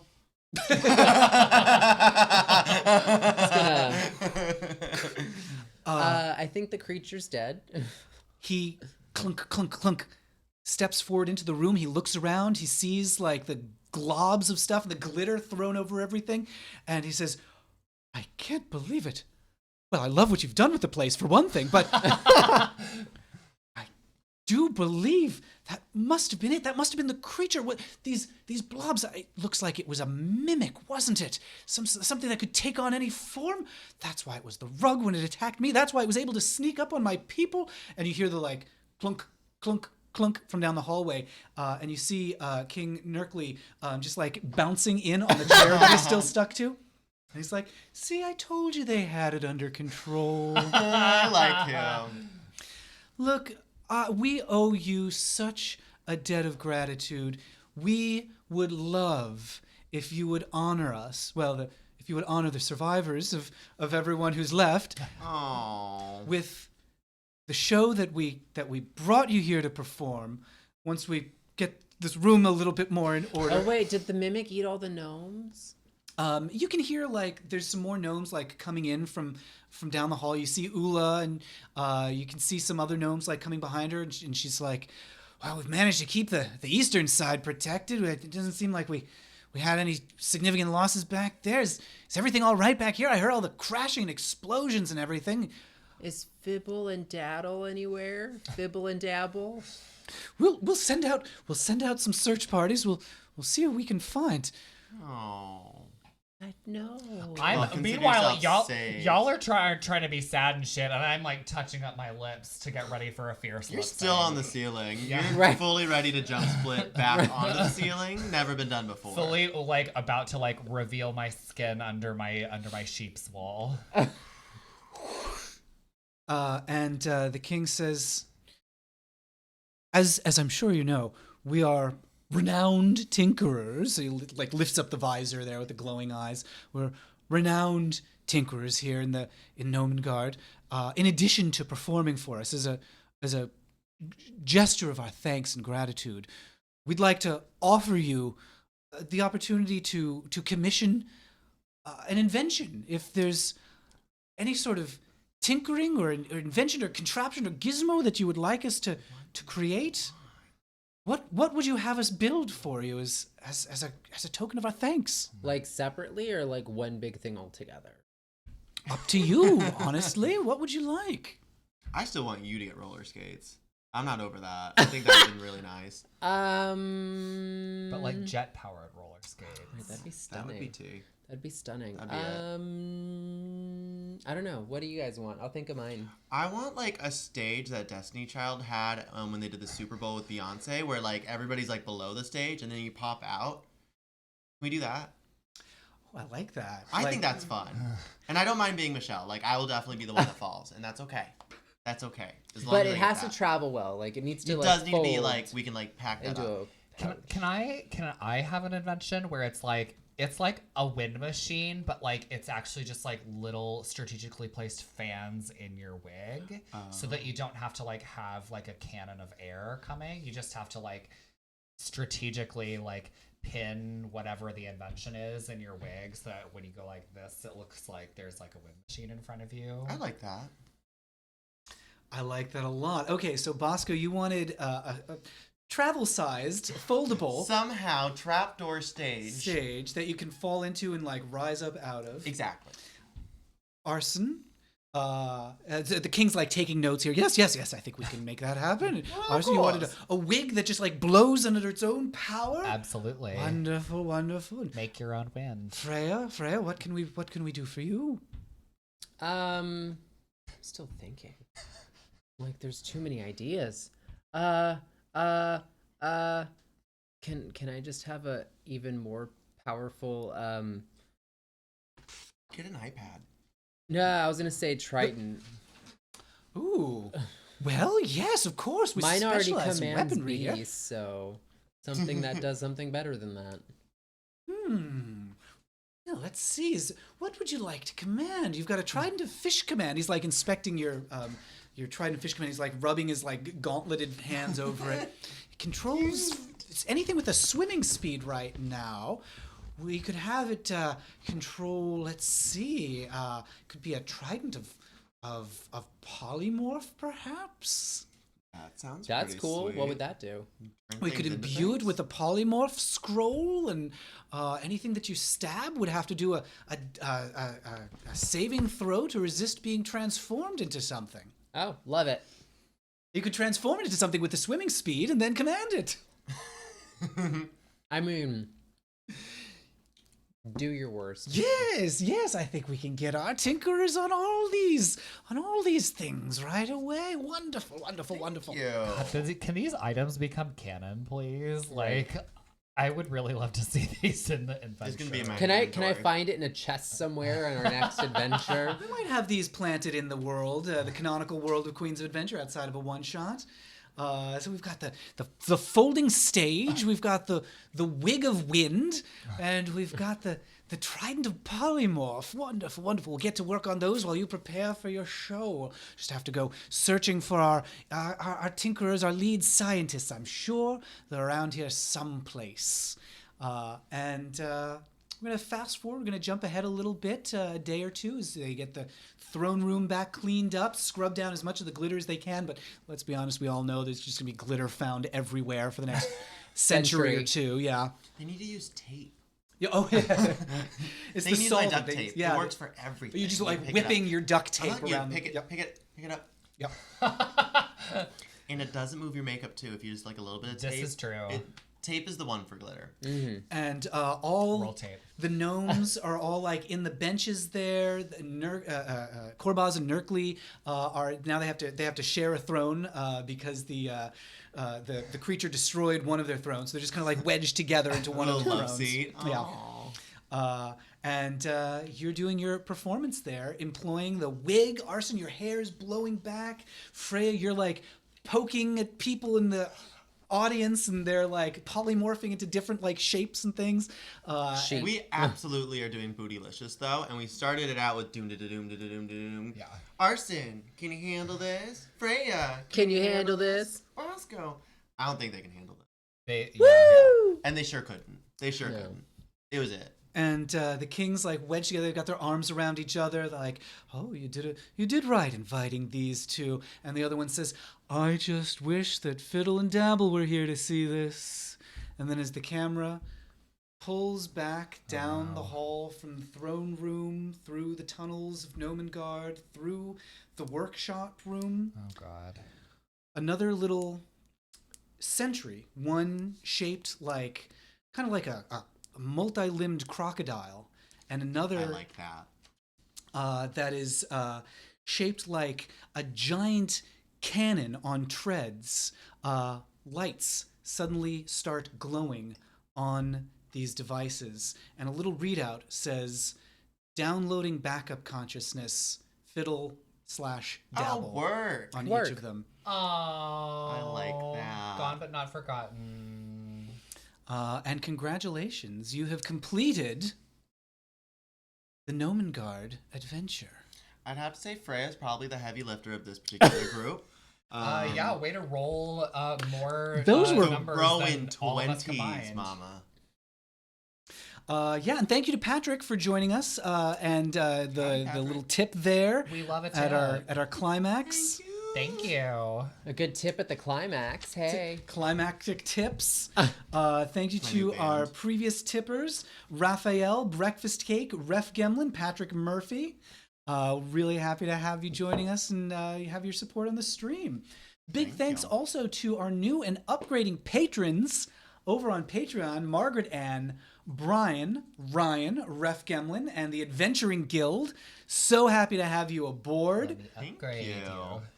Hip you hip better. hooray. Big thanks to Cody for the sketches and the art. Big thanks to Raphael for some art. Terry Bloss, who did some of the character sketches of our cast. And of course, Major Scales for the theme song on Queens of Adventure, and the brand new theme song that you can hear when you subscribe to Queens of Adventure Legends. Now I want to subscribe to Legends. You sold Now. it. You sold it. Now Freya's like, oh, this is a game. I'm like, I haven't subscribed to Legends yet, but I've already gotten Queens of Adventure, and I'm completely up to date. So if you haven't listened to the most recent episode, girl, it goes there. Places it went. There. So huge thanks to everybody for watching. Thanks to everybody who's a subscriber, particularly our latest subscriber, Freya. Like to give a big shout out to our fabulous cast of adventurers. Please introduce yourselves one more time and tell us where folks can find you on the internets and real life. I'm Bosco. You can find me at This Is Bosco on Instagram. I'm all around Seattle. My easiest gig to get to is probably my Friday spot at Queer Bar, though. Every Friday at 9:30, we're part of the MX cast. Tons of fun, great drag queens. A few of them have popped in here for several different things. We've had Frey as a guest before. Arson comes and DJ slots there. So if you're free on a Friday, come see me at Queer Bar. Oh, I'm Freya. You can find me online at Freya_love. And I do a ton of shows just about everywhere. So find me. Yay. Yay. My name is Arson Nicki, ARSONNNICKI, and you can find me at that handle on Instagram, Facebook, and Twitter, and Twitch. And keep a lookout for my Twitch because I've got some more Twitch stuff coming. And like Bosco mentioned, I DJ a lot over at Queer Bar. I DJ at Tush at Clockout Lounge, and I'm also at Pony for Vitamin D, and those occur monthly. So if you're ever looking for a good time in Seattle, just check my Instagram highlights. I have a full list of stuff that's upcoming if you're ever interested. Would love to see you there. Fantastic. Yeah, and of course, come see us this coming Thursday at Rebar in Seattle. The 12th, we've got Queens of Adventure in Blood of the Vampire Queen. So we're going to have, who do we have in that? We've got Arson and Butaline and Freya and London and Irene. Oh, God. Oh, my Trouble. goodness. Cast of thousands. So yeah, we're gonna have those ladies there for that. We're gonna have. Wait until you all see what we have planned for that show. The lip syncs alone. I've been listening to the lip sync music that we've got queued up, and it is intense. Also, I will say, no spoilers here, but there's the climax lip sync for that show, for our live show, is a Frankensong of probably 4 different recordings of different Broadway performances, bootleg recordings, soundboard recordings Oh, God. that are not supposed to exist, and just a little bit of Whitney Houston to blend some of these recordings together and hide Not right, but it is okay. some of the cuts. So this is by far our most ambitious adventure climax that we've ever done. So we all hope to see you for a very exciting live show this coming Thursday. Rebar in Seattle. Tickets, you can find them at queensofadventure.com. You can also find tickets there for our San Francisco shows on the 25th with Rock'em Sakura, Kai Kai B. Michaels, Pollo Del Mar, and Jelly Jellyfish. I love Pollo. And then on March 29th. Really thinking ahead here. Really Yeah. just going there. Yeah. 2035, we're going to be... so on March 29th, we're going to be in San Francisco again. And that time we're going to be with Pollo, Kai Kai, Jelly, and special appearances by Irene Dubois as she's going to be playing our villains in those shows. Shocking. So out of character for her. Irene being evil. But Never. And again, for I those, don't see we that for have her. some lip syncs that you're going to have to see to believe what we've got planned for those. They're going to be amazing. So that's all coming up. And of course, if you're enjoying these little live streams, we have much more Dungeons and Dragons and Drag Queens adventure over at queensofadventure.com. We've got our main storyline show on just Queens of Adventure. That's been going every other week. We have a new installment in that adventure. On Fire Island, and that's really reaching an exciting point right now where a lot's happening all at once, and oh my goodness, wait until you see what's in store. Yeah. There's also Queens of Adventure Legends, the brand new show we've just launched with one-shots and live shows. They're all going to go there, and you can just jump in and experience whichever show you want or whichever episode you want. They're all independent, disconnected shows, so you can find them there. And of course, patrons get bonus episodes and additional episodes that are behind the scenes outtakes. Patrons also get early access to episodes from the Legends feed. Patrons get, what else do you get? Birthday shout-outs on the show. You can get these little magic items in the mail. You can also have our undying love and affection. Well, Yeah. naturally, you get that. Of course, we've got little gift bags for our high tier backers. We do consultations with folks if you want to chat with us about your character and your campaign and your adventures. We'll get on the phone with you and talk about what you want to do in adventures. So lots of stuff. Oh goodness! Oh, Freya, God. there's been a Do it. request. Give it to him, Mama. Oh, Mama, you've been preparing for this your whole life. This is it. Hold on. Baby shark doo doo doo doo doo doo, baby shark doo doo doo doo doo, baby shark doo doo doo doo doo, baby shark. Okay, that's all. That's it. Okay, That's all you get. that was like the quite the wind-up. tease. Yeah. Yeah, wow, that was very like Marilyn Monroe, like happy birthday, Mr. President. Okay. Especially since like I've been sitting here with resting bitch face this entire time, so like I have to put a smile on because like when I'm just sitting here like I'm just being polite and sitting, I just look like, ugh. So yeah, it's nice to put a smile on my own face sometimes. I look less bothered. And yeah, we got like a little party emoji from Christopher at that. Everyone, Ref Gemlin's very excited. Uncle Deadly says any more song and something eldritch will happen. And Raymer says, Just wait. Just Just you wait. and Ref Gemlin's going to be here in Seattle, so we're very excited to see him. And Intellectual Homosexuals coming, and of course we'll have Cody sketching at the shows. So we're just super excited to see everybody at our upcoming live shows. Yeah. You're right. It sucks that ECCC canceled, but like I'm still excited for all the other stuff that's gonna happen. Like, oh, so many things. And of course, if you come to one of the live shows, you can pick up some merch. I'm just going to grab this thing. Sassy that roll. We've got these beautiful t-shirts.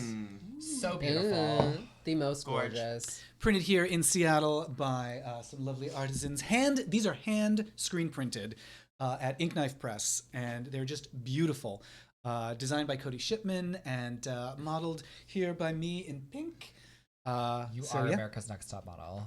And of course, this coming Friday at Little Maria's, we're going to have a little get-together to watch Drag Race, hosted by London Bradshaw, our Fearbog hero. So we're going to be seeing that on the 13th. Yep. At Little Maria's. I'll be there. Arson will be there. I hope Bosco will be there. Are you performing on No, Friday? girl, she's MXing it. Yeah. She's gonna be MX. She's booked and busy, unlike the rest of us. Right? It was Christy's last show at LaFaux, so Oh, I'm yeah. sure Irene's gonna be hosting that. So it'll just be me, Arson, London, probably Butaline, maybe. Who knows? Does Butaline have anything going on Friday? We'll see. About to find out. Well, 3 out of 7 of us isn't bad. We could just bring like a little picture of them. And Come have on them- over to Right. MX afterwards. It's Right. the same thing. We'll do, like little puppets, and we'll have them do lip syncs, like in puppet form. Oh, that's Oh cute. man, now I really want that. I like that. Yeah, we'll make that happen. Well, thanks again to everybody for joining us. Thank you to the folks who've tipped. Thanks to the new and upgrading Patreon members. We're so happy to have you here. Thanks to everyone who has shared the show on social media and left reviews. Keep telling your friends. Keep reviewing the show. Those are free ways to help out Queens of Adventure and help new listeners find it. And it really means a lot to us when you do that. It has a big impact, every little review that you do. Uncle Deadly also wants puppet lip syncs. So, okay, maybe we'll make it happen. Make it happen. Awesome. Thanks again, everybody. We're so glad we could share this adventure with you. And until next time, sissy that roll. Bye.